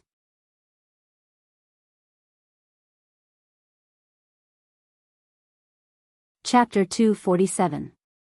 Wang Zhi was so prestigious, but his most beloved grandson, Wang Si, did not go against his wishes and applied for the Yang Academy. After learning the truth, the minister flew into a rage in his study and called Wang Si and his son over to give them a good scolding. When it came to his grandson, Wang Zhi cared about him more than just love. He hoped that the power of the Wang family could continue, at least not fall, so he always paid attention to the teaching and training of his descendants. All along, Wang Si's performance was reassuring. At such a young age, he was already an editor of the Hanlin Academy and a 7th-rank official. If he was sent out of the capital, he would at least be a county magistrate. But who would have thought that after being suspended from his duties, he no longer had any desire to improve himself when he was reinstated? Not only did he eat and drink every day, he even applied for the Yang Family Academy behind Wang Zhi's back. How could Wang Zhi not be angry? In the study, Wang Zhi knelt on the ground after being reprimanded, but his face was full of dissatisfaction. Grandfather, didn't you say that the Duke of Loyalty and Courage has a promising future and is very talented? You also said that I should learn from him when I have time. Now that I have applied for the Yang Academy and will become his student, why are you not happy? I am now 27 years old, but I don't feel ashamed because my teacher is younger than me. You don't think that I have disgraced the Wang family because of this, do you? Shut up. Hearing his grandson's bluntness, Wang Zhi was so angry that his beard curled up. What do you know? The Duke of Loyalty and Courage is indeed very talented and capable. I don't object to you befriending him and learning from him. But it is completely different to acknowledge him as your teacher. You have also heard of the saying that a teacher for a day is a father for life. This is equivalent to tying you and him together. If one day, when the emperor wants to deal with him, won't you be implicated? Implicated? Grandfather, are you saying that the emperor wants to deal with the Duke of Loyalty and Courage? Wang Si keenly sensed something and asked carefully. Not now. But can't you see that the Duke of Loyalty and Courage's contributions are too great, so great that his contributions are enough to shake the emperor? Let me ask, which emperor in the world would allow someone with greater contributions than himself to exist? It's only a matter of time before we deal with him. Wang Ji shook his head and said with certainty. What Wang Ji said was not only what he thought, but also what the other officials thought. Everyone almost unanimously thought that the emperor would deal with Duke Zhongdan sooner or later. He didn't make a move now because there were still too many places that needed to be used. However, once the emperor's position was completely stabilized and his strength increased, how could a mountain contain 2 tigers? It was precisely because of this that many officials did not get too close to Yang Chendong, in case something happened to the loyal and courageous minister in the future. Someone would settle accounts after the autumn and find trouble with them. While everyone was thinking of ways to distance themselves from Yang Chendong, his own grandson had taken him as a teacher. No wonder Wang Ji was so angry. You haven't done anything to the Duke of Loyalty yet, have you? Besides, your grandson thinks highly of the Duke of Loyalty and Courage. When he first entered the capital, I sensed that he wasn't ordinary. Along the way, the facts have proven this.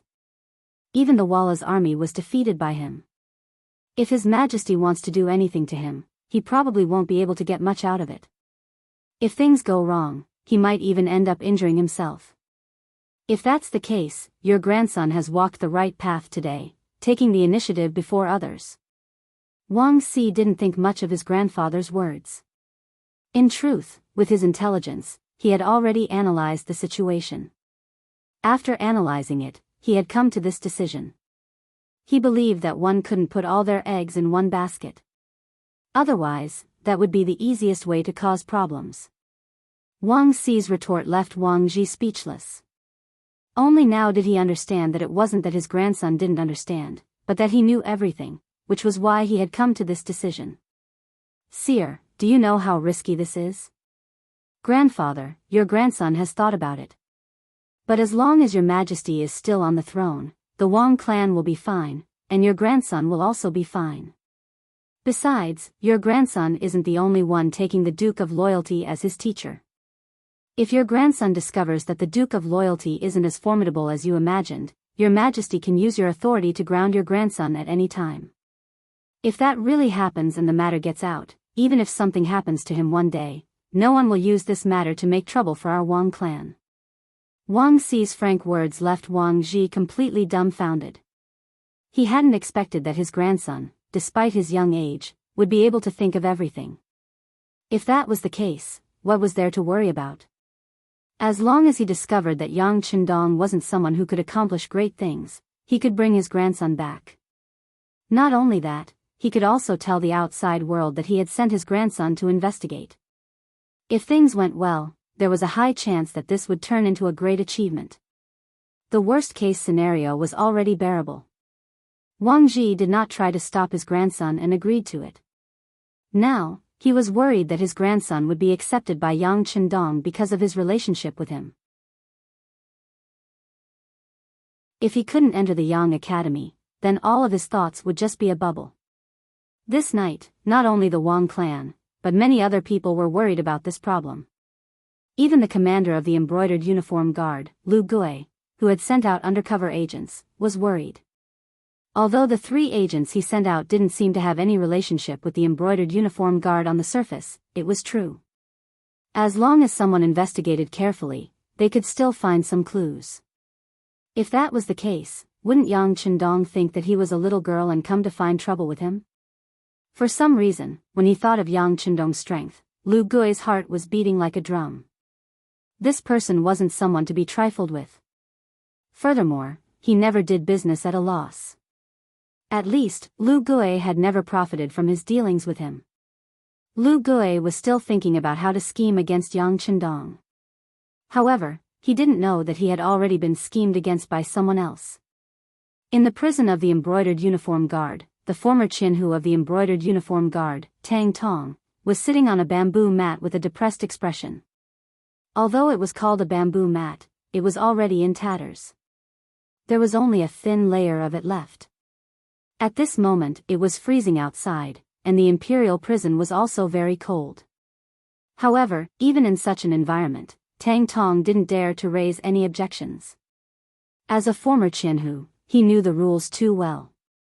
Many times, if you didn't speak or make a sound, you might suffer less because you were forgotten. However, if you insisted on standing up, these jailers wouldn't care about your previous position when they beat you up. He hugged his knees and sat on the ground.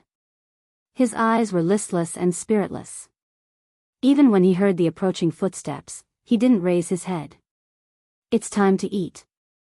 It was the jailer who gave out the food. When he walked past Tang Tong's room, a slightly moldy and black steamed bun was thrown out and rolled to his feet. This was Tang Tong's dinner. If it was outside, other than a beggar, it would probably be very difficult to attract anyone's attention. However, in the imperial prison, it was a good thing that could save lives and keep them alive. He was indeed a little hungry, but this black steamed bun really couldn't arouse his appetite. At this moment, he couldn't help but hate his choice. Why did he believe that Jining had to stay in the capital? If he had made another choice at that time and followed Chao Jixiang to Nanjing, perhaps it would have been a different scene. He sighed in his heart and reached out to take the black steamed bun. Then, he put it into his mouth with a hopeless expression. After taking a bite, the gloomy Tang Tong was still regretting his choice. However, after chewing a few times, his expression suddenly froze. Subsequently, his eyes widened as he vigilantly scanned his surroundings. When he saw that no one was paying attention to him, he carefully spat out the steamed bun that he had swallowed into his hands. Then, he saw a small piece of paper that was sandwiched between his hands. There was actually a piece of paper in his steamed bun. From the looks of it, there seemed to be writing on it. Tang Tong's heart thumped. He didn't believe that this was caused by the chef's carelessness. His intuition told him that someone must be sending him a message. But who could send him a message? He was now almost a cripple. Who would think of him? And who would have such great ability to avoid the jailers and bribe them to send him a message? How much power did this person have? With all kinds of questions, Tang Tong carefully opened the paper in his hand. Immediately, 3 lines of small words entered his eyes. At this moment, his breathing began to quicken, and soon, his eyes were filled with tears. Duke of Loyalty, it's actually the Duke of Loyalty. Yes, only he would be willing to use silver. He also has so much silver to do whatever he wants in the imperial prison. Thinking so in his heart, he quickly digested the contents of the paper. Not long after, his face began to change greatly. Then, his expression slowly calmed down. After a while, his heartbeat calmed down and his emotions calmed down. Tang Tong put the paper back into his mouth and swallowed it. Then, he stood up and held the iron cage with both hands and shouted outside. Come, I want to see Ji Qian. I have something important to report. Today was the day of the Yang Family Academy's enrollment. In the morning, there were many people gathered outside the Yang family manor. Although it couldn't compare to the Xiozai, High Scholar, and Jinsher. But for many people, if they could enter the Yang family academy, it would be a fresh start in their lives. When most people had gathered and the sun slowly rose, a group of people walked out of the Yang family manor. They held a list written in red words in their hands. Under everyone's gaze, they pasted it horizontally at the entrance of the Yang family academy. A total of 100 names appeared in front of everyone's eyes. When the list was posted, it immediately attracted many people to rush over and look up at the bottom of the list. There was only a 1/5 acceptance rate, and it was the early acceptance rate. Naturally, most people left with a face full of disappointment. But at the same time, there were some people who were excited. They had been chosen. In the eyes of these people, there were some who were excited, and some who were even arrogant and condescending.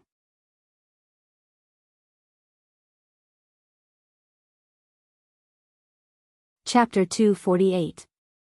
Yongding Gate of the Capital. This gate was one of the closest outer gates of the capital to the Yang village. At this moment, 2 women were surrounded by several burly men. From the looks of it, they were completely surrounded, which attracted many commoners entering and leaving the city to watch. Big sister E, it's my fault. I'll stay here. You should leave first. Don't ruin things. The petite woman said to the woman who was clearly half a head taller than her with a face full of grief and indignation. Her face was filled with anxiety and concern. He looked at the tall woman. Although she seemed to be in a hurry, she stood there with her legs like pillars. She didn't seem to have any intention of leaving. Little sister Ping, how can big sister leave you alone? Besides, didn't you persuade me as well? The Yang Clan Academy and Dong Shui won't accept a girl as a disciple. I have no hope at all. Since that's the case, what difference does it make whether I look at the list or not? On the other hand, Yu Xiong's grandfather is the current Minister of Justice, Yu Shiyue. He's a favorite of the emperor. If I offend him, I'll be in big trouble. The woman who spoke was Tai Qingyi. She used to be an escort and was nicknamed Iron-Faced Benevolent Heart by the people of the Jianghu. 3 days ago, she applied to the Yang Clan Academy. The girl beside her was called Jiang Ping. She was her sworn sister of the opposite sex. The two of them used to be escorts together. Later, Tai Qingyi made a mistake and was fired from the escort agency. She followed her out. In desperation, she thought of applying to the Yang Clan Academy. In the Jianghu, the name of Dong Shui was equally well known. Although they didn't have much hope, they wouldn't lose anything by giving it a try, right? Today was supposed to be the day of the announcement, so the two girls were going to the Yang Academy 15 li south of the city to take a look. However, because they were in a hurry, they weren't careful when they walked. Coincidentally, they bumped into Yu Xiong, who was riding a horse at the city gate, and almost frightened his horse. Although they were saved by the Yu family servants, Yu Xiong was a young master and relied on his grandfather's high status and power. How could he suffer such a loss? He immediately demanded compensation from Jiang Ping. Then, when he saw that Jiang Ping and Tai Qingyi were quite pretty, he pestered them even more and refused to let them go. He even ordered his servants to surround them tightly. From the looks of it, he was clearly going to take them away and do something improper. When Tai Qingyi refused to leave, Jiang Ping became even more anxious. She was afraid that she would delay her sister's important matter. When she looked at Yu Xiong, who was riding on the horse with his head held high, she blurted out, "Young Master Yu, please let my sister go first. She has already applied for the Yang Family Academy. This time, she is going to look at the roll of pills. If she delays her important matter, can you bear the consequences?" Jiang Ping wanted to use the Dong Shui to suppress Yu Xiong. This was also based on the rules of nobility. After all, whether it was the name of the Dong Shui or the name of the Duke of Loyalty and Courage, it was far from being comparable to a little young master who only knew how to rely on his family. There was nothing wrong with Jiang Ping's strategy, but she neglected a problem. Yu Xiong was a hedonistic young master. When he did things, he would rarely use his brain. If the person in front of him was Yang Qindong, perhaps he would retreat. However, how could the name of the Dong Shui scare him? Not to mention, at home, he had heard his grandfather unintentionally mention that there were still many scholars in the world who were against the Yang Family Academy. Thus, he was even more fearless. "Oh, is that so? Then you are already a member of the Yang Family Academy?" Yu Xiong chuckled and said with a playful expression. "This. Not yet." Jiang Ping shook her head with a very honest attitude. "Since you are not, how can you use the name of the Yang Family Academy? Besides, even if you are really a member of the Yang Family Academy, you have to give this young master an explanation for startling this young master's horse, right? People always have to be reasonable." Someone come, bring the two of them back. This young master wants to properly interrogate and investigate. A trace of urgency appeared on his face, showing that at this moment, Yu Xiong's brain was already filled with lust and he could not wait any longer. "What are you doing?" Seeing the numerous Yu family retainers closing in on the two of them, Tai Qingyi asked with a steely expression. She already had a premonition that something was going to happen, and with her skills, she was not very afraid. However, she was worried that if she really made a move here, in the capital, wouldn't she be committing a crime? If that was the case, there would be no place for her in this vast world. What are we doing? Bring you back. The surrounding Yu family servants, seeing that their young master had given the order, how could they still be polite? Each of them laughed sinisterly and began to walk closer with large strides. These people had been following Yu Xiong for a few years and were very clear about their young master's temperament. Since these two women had been bumped into, they would definitely not be able to escape from the devil's claws. Moreover, not long after, when he was tired of playing with them, he would reward them. Looking at the two of them, the servants could not help but have a good time. 7 to 8 servants surrounded them in a circle. Seeing that they were getting closer and closer, Tai Qingyi had no choice but to clench her fists in order to protect herself. From the looks of it, it was obvious that a fight was going to break out at any moment. As for what would happen after a fight, it would be a matter of taking one step at a time. The surrounding commoners, seeing that a fight was about to break out, were all worried for the two women. However, their words carried little weight, so they did not dare to act rashly. Otherwise, not only would they not be able to save the two women, they might even get themselves into trouble. However, even if some people were afraid, there were still some who were not. Seeing that the burly servants were about to surround the two women and capture them like eagles catching chicks, a shout came from outside the crowd. "Stop!" As the voice fell, it attracted the attention of the commoners in the crowd. Then, a man dressed in brocade strode over under the protection of two servants. As he walked, the middle-aged man said with a face full of anger, in broad daylight, "The world is clear and bright, and in the capital, what are you people trying to do? Even if you have broken the law, the Yamen will judge. It's not up to you to privately punish, is it?" The man's face was full of righteousness, and his words were reasonable. The servants actually forgot to take action and looked at each other. They were clearly shocked by the man's imposing manner. "Who are you?" Yu Xiong said with an unhappy expression. Just as the prey was about to fall into his hands, a troublemaker suddenly appeared. No one would be in a good mood. "And who are you?" In the face of Yu Xiong's arrogant question, the righteous man smiled. His name, Yang Yang, had spread throughout the capital, and there weren't many people who didn't know his name. It was no wonder he had a playful smile on his face when he ran into a hothead who didn't know his identity. As Yang Chendom's fourth brother, his influence had recently flourished. Anyone who knew his identity, which one of them didn't give him enough face? He had face in front of outsiders, and he could enter and leave the immortal abode whenever he wanted. After eating and drinking to his heart's content, he only needed to say that he was going to pay the bill and he could leave. How comfortable was this kind of life?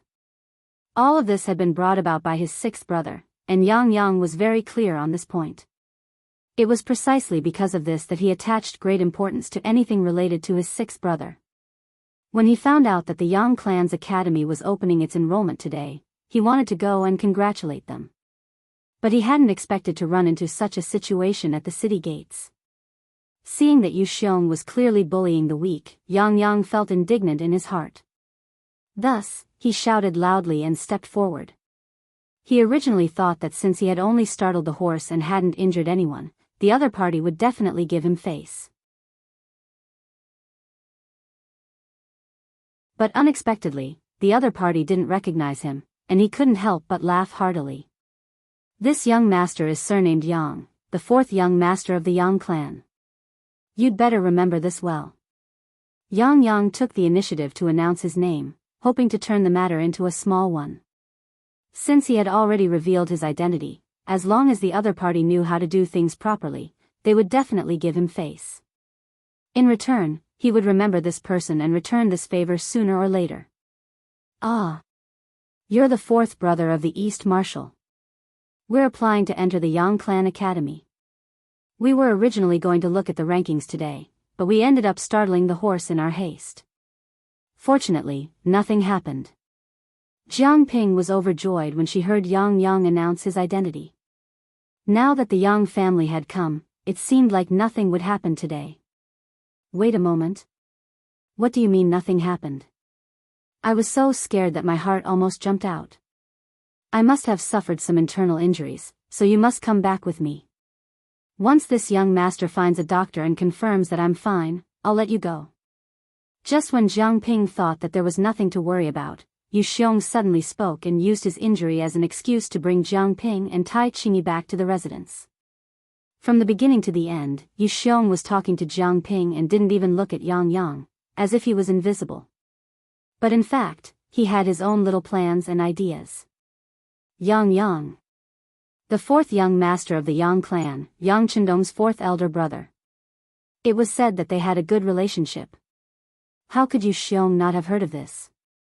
But because of the difference in age, the two didn't have much interaction and didn't know each other. Originally, everyone minded their own business. Yang Chendong was powerful and had done a lot of big things in a short period of time. He was seen as a rising star. But how could the Yu clan be bullied so easily? The Minister of Justice was in charge of all punishments in the world. His power was unimaginable. Even if it was Yang Chendong, if he offended the Yu clan, it would be very difficult for him and he would have to be careful. Of course, there was no need to make enemies. Yu Xiong was clear about this. Thinking himself clever, he didn't even look at Yang Yang. Instead, he stared at Jiang Ping and spoke.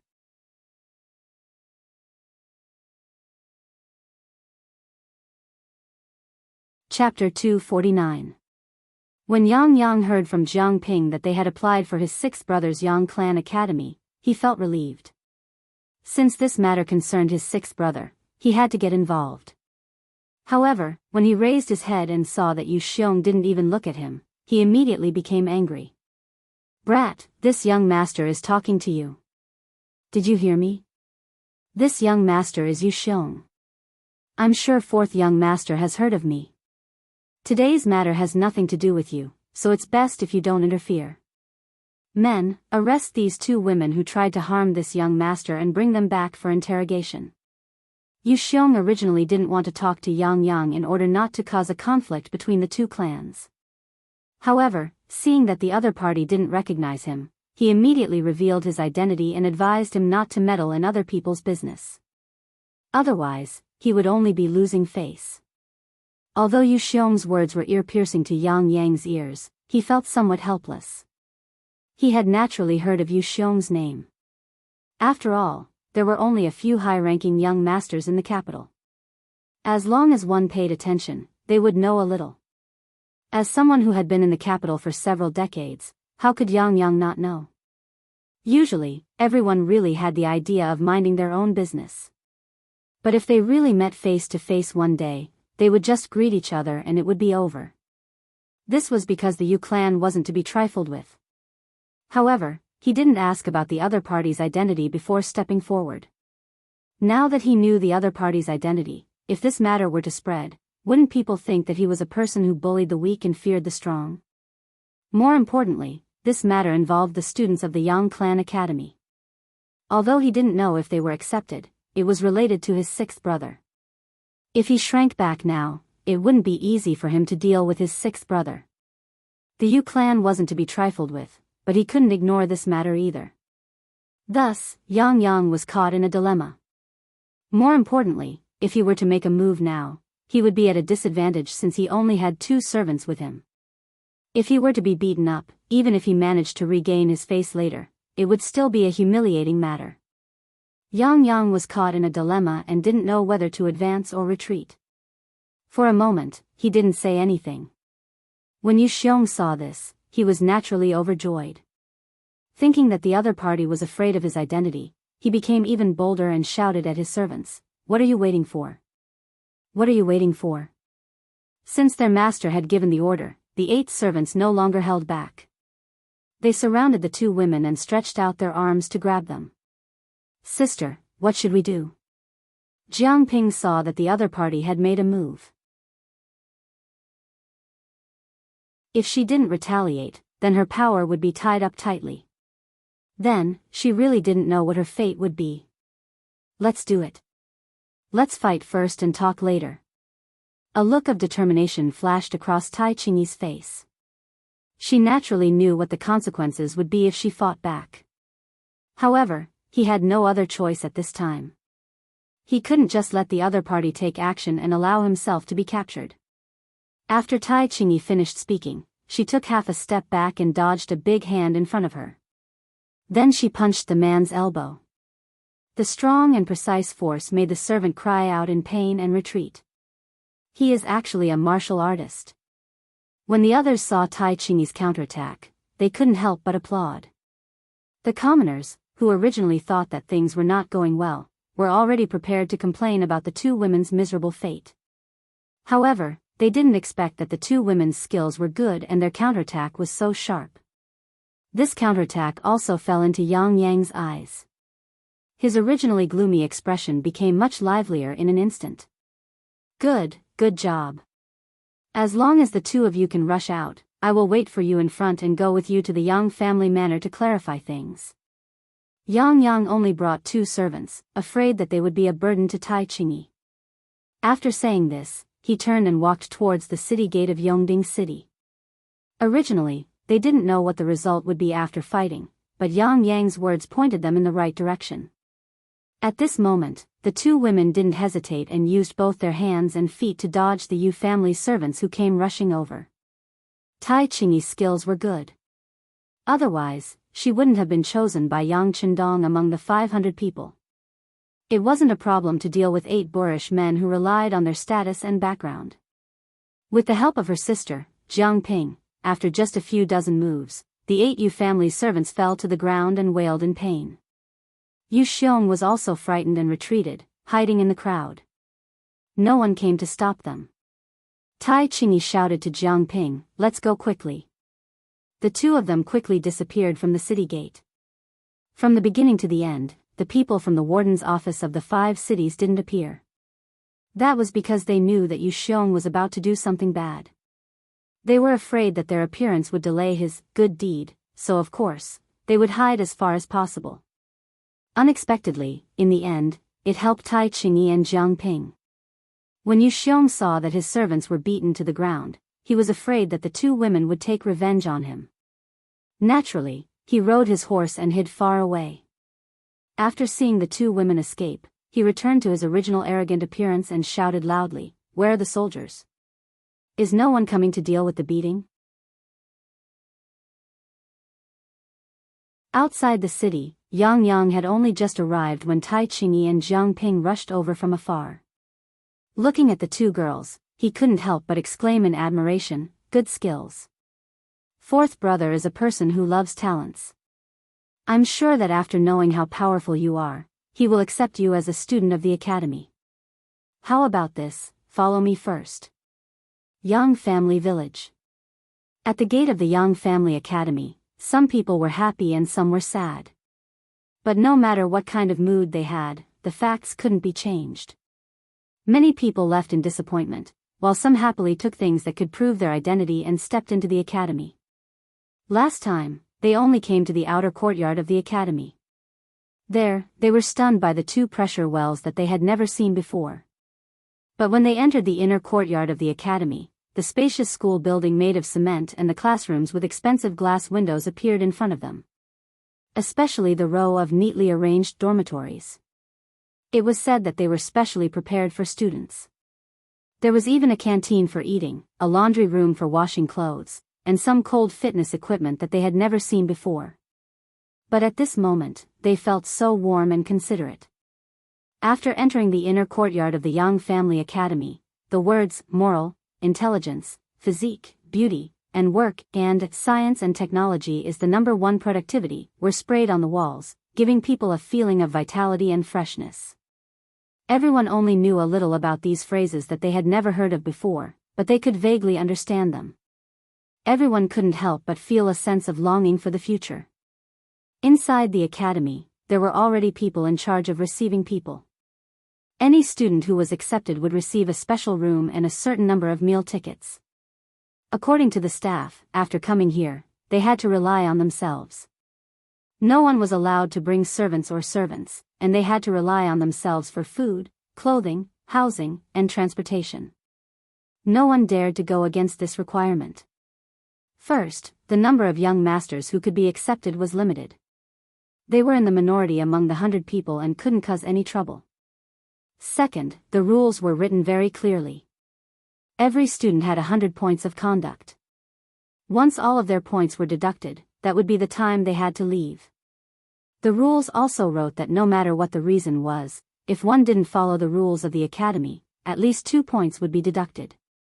If one was the leader and the situation was serious, they might be directly expelled. Since it was written in the rules, it was a hard rule that no one dared to go against. So even though they were somewhat unwilling, no one raised any objections. Some of the young masters, including Wang Si, took the initiative to send their servants out of the academy. They also told them to tell their families that there would be a day off every 7 days in the academy. At that time, they would naturally go home to take a look. The people who were accepted received their plates one by one. Then, under the guidance of the staff, they first received their own bedding, meal tickets, and other daily necessities. Then, they were led to their respective rooms. According to these people, before lunch, the academy's principal, who was also the loyalty guild, would speak to them. At that time, the real life of a student would begin. And before that, everyone could temporarily relax and properly rest in their rooms. Although they didn't know what the real life of a student was, seeing how determined the staff was, they felt the pressure and cherished the short time they could rest before the official start. In the principal's office, Yang Chendong was listening to Tiger's Mane's work report. Young master, after the announcement, there are 100 students who should have arrived. There are 98 who actually arrived. Please give us your instructions. There are 2 who didn't arrive. Who are they? Yang Chendong asked with a puzzled expression. This time, the people who signed up were all willing. Since they had the opportunity, why didn't they appear? His intuition told him that something unexpected must have happened. Reporting to the 6th young master, they are Tai Qingyi and her sworn sister, Jiang Ping. Tiger's Mane scratched his head, also confused. If it were someone else, it would be fine. Perhaps they would be obstructed by their family or even friends and change their minds at the last minute. But these 2 people had been seriously investigated. After losing their job as escorts, they had nowhere else to go. How could they not report after being accepted? It's them. After hearing the answer, Yang Chendong's face showed a trace of seriousness. Obviously, he had also thought of what Tiger's Mane thought. But soon, he shook his head and said, there is no reason for them to not appear after being accepted. If there is a possibility, then there is only one. They must have met with an accident. How about this, arrange for the Security Bureau to investigate.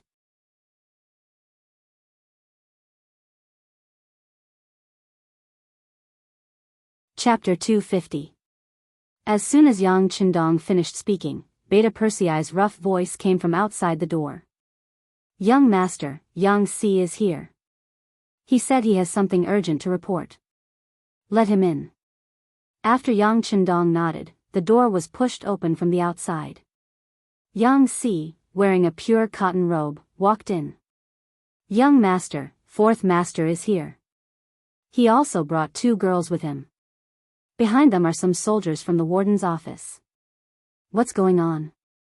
Hu Mang saw that Yang Si's words were a little out of place, so as their leader, he asked, what do you think? Shaking his head, Yang Si also had a puzzled look on his face. Obviously, he also did not understand what was going on. Yang Chendong, on the other hand, had already stood up and said, whether it's a blessing or a curse, we'll deal with it accordingly. How about this? Immediately gather all the students. This young master will use this matter to teach everyone a lesson. With Yang Chendong's instructions, soon, a sharp whistle sounded. Soon, the 98 students who had entered the room hurriedly rushed out. They were familiarizing themselves with the rules of the academy, and one of them was to obey orders and follow instructions. One of the instructions was that everyone had to gather when the whistle sounded. No matter what you were doing, whether it was sleeping, eating, or urinating, you had to stop and gather. Otherwise, depending on the severity of the situation, you would be deducted more than 2 to 10 points. There was a total of 100 points, and no one wanted to be deducted just like that. Therefore, after hearing the whistle, whether it was the ordinary people or the young master, they all rushed out of the room at the first moment. The 98 people stood in a row according to their positions from the first to the last.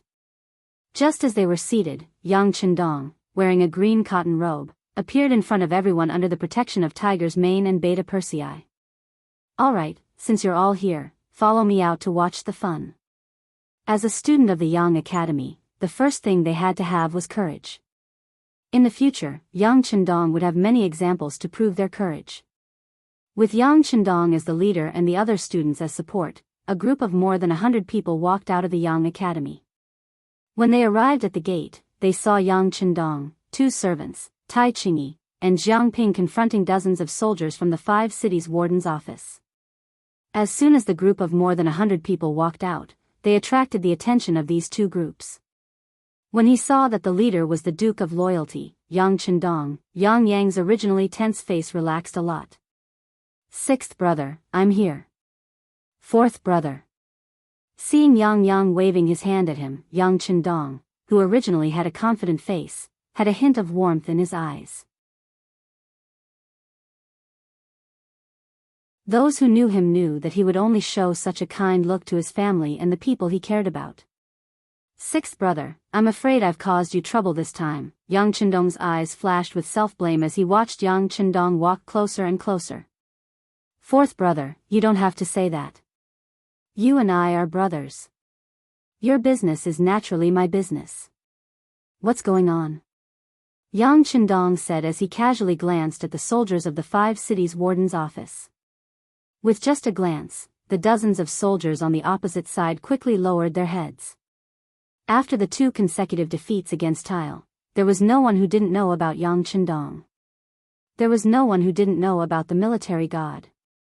It was because of the war god's existence that not only did they not suffer any casualties, but they also made a lot of military achievements and gained a lot of benefits. Some of the soldiers' living conditions improved by more than a level, and all of this was thanks to Yang Chendong. For this reason, many soldiers' families also quietly set up a longevity memorial arch for Yang Chendong in order to express their gratitude in their hearts. But now, they wanted to cause trouble for him. It was no wonder these people didn't dare to look Yang Chendong in the eye. These people lowered their heads, and Yang Chendong withdrew his cold gaze. He then looked at Yang Yang and said, "Fourth brother, what's going on? Why are they following you?" "Sai, let the 2 of them explain." Yang Yang didn't know how to explain it, so he left it to Leng Qingyi and Jiang Ping. Yang Chendong had already noticed the 2 of them, but the difference in status was too great, so he didn't say anything. Now that his 4th brother pointed out the 2 of them, he used the momentum to look at them and said with an encouraging gaze, "Speak, what's going on?" "Greetings, Dong Shui." Tai Qingyi and Jiang Ping were excited to see their idol standing in front of them, so they bowed and greeted him. Then, Jiang Ping, who was more eloquent, explained the whole sequence of events to him. When Tiger's Mane heard that the matter involved Yu Xiong, the grandson of the Minister of Justice, Yu Shiyue, he signaled to one of his subordinates behind him, and the subordinate quickly disappeared. Soon, a note was brought over, and Tiger's Mane handed it to Yang Chendong. The note recorded some things about Yu Xiong, but because he wasn't a big shot, the record wasn't very detailed. There were only a few words. Yu Xiong, the 3rd of the brothers. Characteristics: there's nothing he doesn't know about eating, drinking, and having fun. He often deceives others. Once, in order to get a woman, he forced her husband to write a divorce letter and escape far away from home to protect himself. When he saw this, Yang Chendong's eyes flashed with coldness. "Tell everyone to find the person." Understood. Tiger's Mane had enough chemistry with Yang Chendong, so he naturally knew who he was referring to. At this moment, Jiang Ping also explained the cause and effect of the matter. Then, she and Tai Qingyi looked at Yang Chendong. Although they didn't say anything, they knew very well that if Dong Shui didn't care about them, they would be taken away by the 5 cities' warden's office for punishment. In fact, it wasn't just Tai Qingyi. 4th brother Yang Chendong and the 98 new students of the Yang Academy were all looking at Yang Chendong, the dean of their academy. When Jiang Ping explained the cause and effect of the matter, they heard everything clearly, so they were naturally angry at Yu Xiong's actions. He just accidentally startled the horse and didn't cause any harm. Either he compensate you with some silver, or he apologize in front of everyone and admit his mistake. Why did he have to take people away and do such a beastly thing? This was really going too far. Especially some of the students who were originally from poor families, they had encountered such things in the past. Through this matter, it was as if he had seen himself in the past. Naturally, he felt like he had a common enemy. Sensing the rising anger around him, Yang Chendong calmly turned around and looked at everyone, including Tai Qingyi and the other two women. He said, I originally planned to gather everyone for a talk before lunch. Since there is such an opportunity, I will tell you in advance. The matter involved the Yang Academy, so all the students naturally put up their earphones. This was the first time they heard the dean speak, so of course they were very careful. Seeing that everyone was so serious, Yang Chendong nodded with satisfaction. He appreciated such an attitude.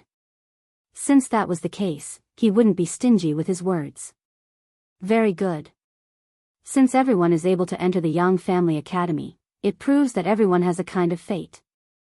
Although I can't guarantee that everyone will become the first batch of students of the academy, I will teach you with all my heart as long as you are here. The first lesson I will teach you today is the word righteousness. What is righteousness? It refers to the atmosphere of righteousness and spreading positive energy. Righteousness is a type of positive energy that is reflected in the righteousness of people. Righteousness is to walk the right path. It is to be filled with positive, righteous atmosphere. With a powerful voice, Yang Chendong continued, people who live between heaven and earth must be indomitable and have righteousness in their bodies. Only then, no matter what situation you are in, can you hold your head high and be respected by others. As long as you have righteousness in your heart, you can do things with a clear conscience. Only then can you face any difficulties and problems and solve them. Today, Tai Qingyi and Jiang Ping only walked a little too fast because they were anxious and didn't hurt anyone. This was originally a trivial matter, but some people always thought that they were a cut above others, always thinking that they could do whatever they wanted. Thus, they took the opportunity to create trouble, wanting to use extreme means to achieve extreme goals. This is the embodiment of not having righteousness. At the same time, it is also because there are too few people with righteousness that these people can survive and do whatever they want on the streets. I don't know if everyone has thought about it, but if everyone has righteousness in their hearts and can stand up to criticize Yu Xiong, what kind of scene would that be? Presumably, from then on, there will be no place for evil people in the world, and there will be fewer and fewer unjust things in the world, right? Therefore, in the first lesson, I will talk about the understanding of righteousness and the use of righteousness. At the same time, I will ask everyone to have righteousness. Not only must you have righteousness, but you must spread it to others. One day, when everyone has righteousness, then the world will be peaceful and the people will be prosperous. I look forward to the arrival of that day. Good. As soon as Yang Chendong finished his words, the crowd, led by Wang Si, began to cheer loudly. Waves of warm applause followed. Seeing that everyone agreed with his point of view, Yang Chendong smiled at everyone in satisfaction. Then, he turned to Tai Qingyi and Jiang Ping. The two of you have been accepted by the Yang Academy. Your names are on the list. Now, please enter the academy to collect your things and understand the relevant rules.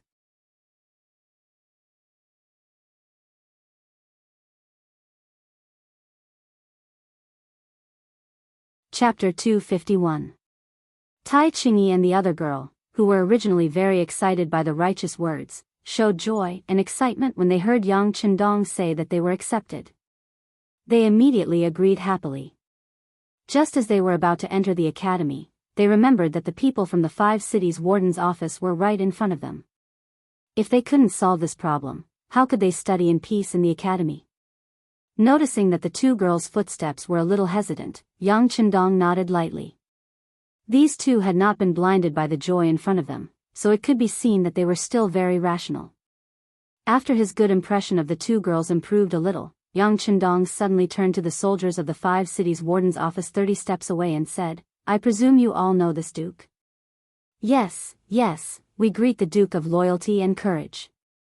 After being asked by Yang Chendong, these people did not dare to pretend to be deaf and mute. They immediately lowered their heads and said respectfully. Very good, since you know this Duke, you can go back. If Yu Xiong asks, just say that the two of them are students of the Yang Academy. If you want to talk about it, just talk to this Duke. Of course, if you want to catch people, you can catch this Duke first, understand? The more he spoke, the more serious Yang Chendong's expression became. This seriousness also caused the expressions of the soldiers of the 5 cities' warden's office to change greatly. They repeatedly said that they did not dare and then turned to leave very decisively. What kind of joke was this? If they wanted to catch people, they would first catch Yang Chendong. Even if they had the courage, they would not dare to do this. If they really did it, not to mention whether they could do it or not, when they really returned home, their wives would not let them go. Their consciences would not be able to live with themselves.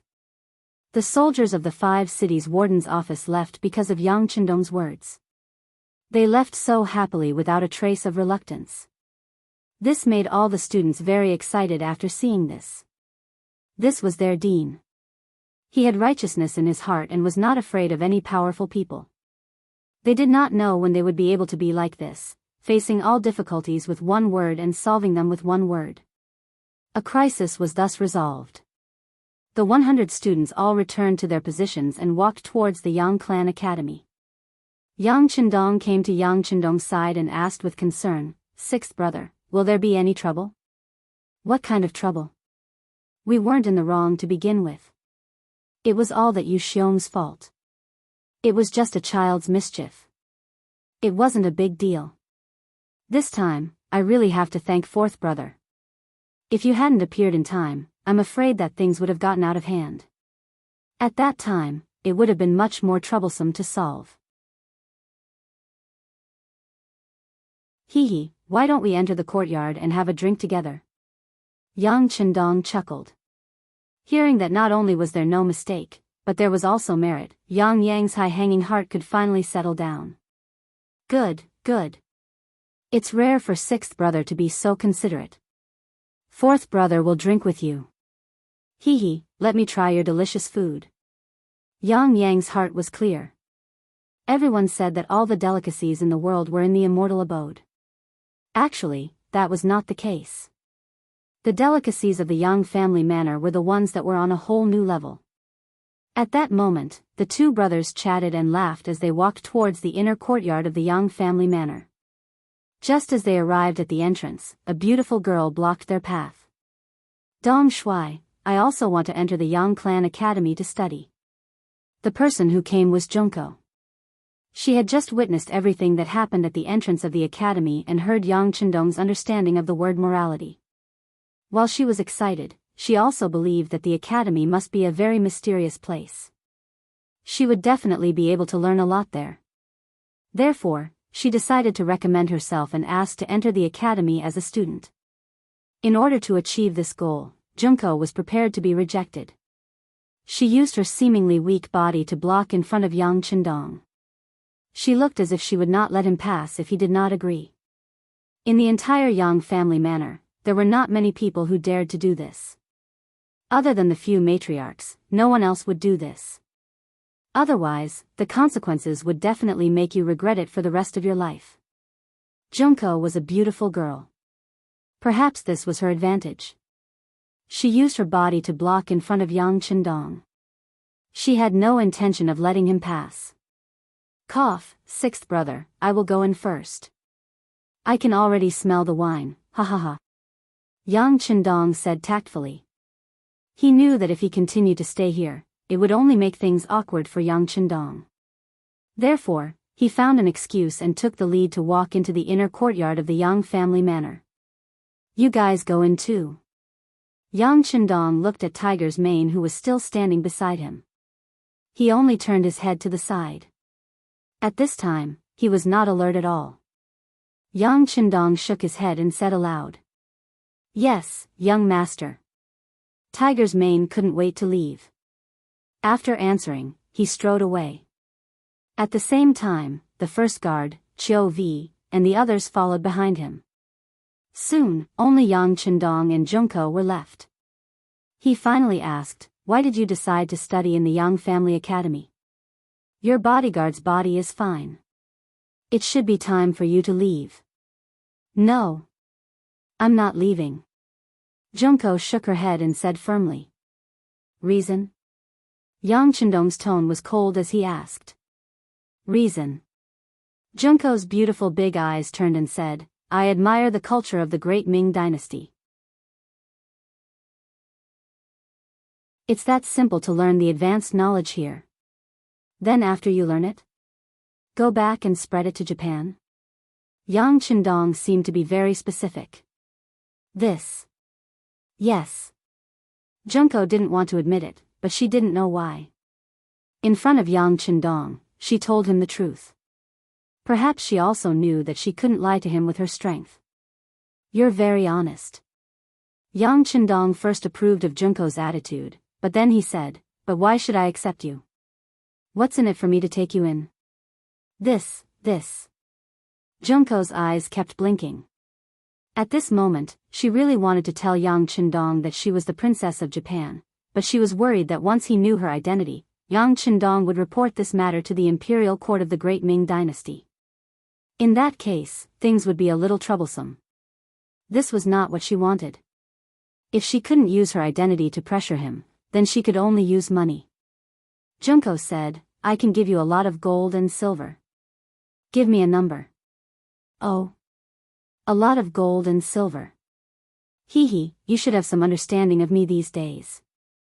You should know that I am not short of money. In fact, I have a lot of money." Yang Chendong didn't seem to agree with Junko's reason. When she said this, Junko's face turned pale. That's right, Yang Chendong might not be the richest person in the great Ming dynasty, but if they were to talk about who was the best at making money, no one would dare to say they were the best if Yang Chendong claimed to be second. Junko's face was still changing. On the other side, Yang Chendong had already opened his mouth and said, "But who would dislike money? Since you want me to give you a price, I will give you 10,000 taels a day to study with me." What? Even though she had made some preparations and was even waiting for Yang Chendong to ask for an exorbitant price, she was still extremely shocked when she heard that it was 10,000 taels of silver a day. Her cherry lips opened so wide that she could swallow a pigeon egg. Isn't this too much? But you asked me to give you a price." Yang Chendong's face didn't change, but he was laughing in his heart. He seemed to like the feeling of teasing Junko. "I asked you to give me a price, but 10,000 taels a day is still too expensive. I can't afford it." Junko had the support of the Japanese royal family. Naturally, she didn't lack money since she was a child. But 10,000 taels a day still scared her. Because even if the entire royal family added up all their expenses, they wouldn't be able to reach this amount in a day. If she reported the amount of money back to her country, she was afraid that she wouldn't be able to get through her father's trial. Seeing Junko being so honest and saying that she couldn't afford it, Yang Chendong had to shake his head and said, "Then there is no other way. You asked me to give you a price, but you can't afford it. You might as well not go to the academy to study." After saying that, Yang Chendong was about to leave, but Junko still stood in front of him, blocking his way. "So, 1,000 taels a day, this is already the limit I can pay." As if she had made up her mind, Junko said these words with great effort, and her face was extremely serious. 1,000 taels a day, in a month, it would be more than 30,000 taels. This was Junzi. Before she came to the great Ming dynasty, her father gave her a lot of good things, and some of them were even prepared for her future dowry. If it were other people, they wouldn't even dare to say such words. "Oh. 1,000 taels a day, it seems to be a lot. Okay, it's a deal. But I'll say the ugly words first. As soon as you enter the academy, you have to listen to me. If you can't bear the hardships and take the initiative to withdraw, then don't come looking for trouble." Yang Chendong originally wanted to scare Junko. If he wanted to use this person, even if she didn't pay him a single tael, he would still agree. he just deliberately delayed it. But he didn't expect that there would be an unexpected gain. 1,000 taels a day was naturally nothing for him, but if there was money to be earned, then he would be a fool. No problem, I won't withdraw. I will stick to it. Thank you, Dong Shuai. Finally getting what she wanted, Junko's face was full of joy. She then turned around and walked away happily. She even seemed to be humming a famous Japanese song. Yang Qindong was a capable person, and a very capable one at that. If such a person could be used by the emperor, he would definitely become the most powerful arm. At this moment, if he stayed here, it meant that he had more opportunities to come into contact with Yang Qindong, and the possibility of recruiting him for his own use would naturally increase. Although Yang Qindong was already the loyal duke, and the hope was not great, at least there was hope, right? You're tuning into the Carefree Valley YouTube channel. Don't forget to subscribe and join us on this journey to catch the most captivating stories.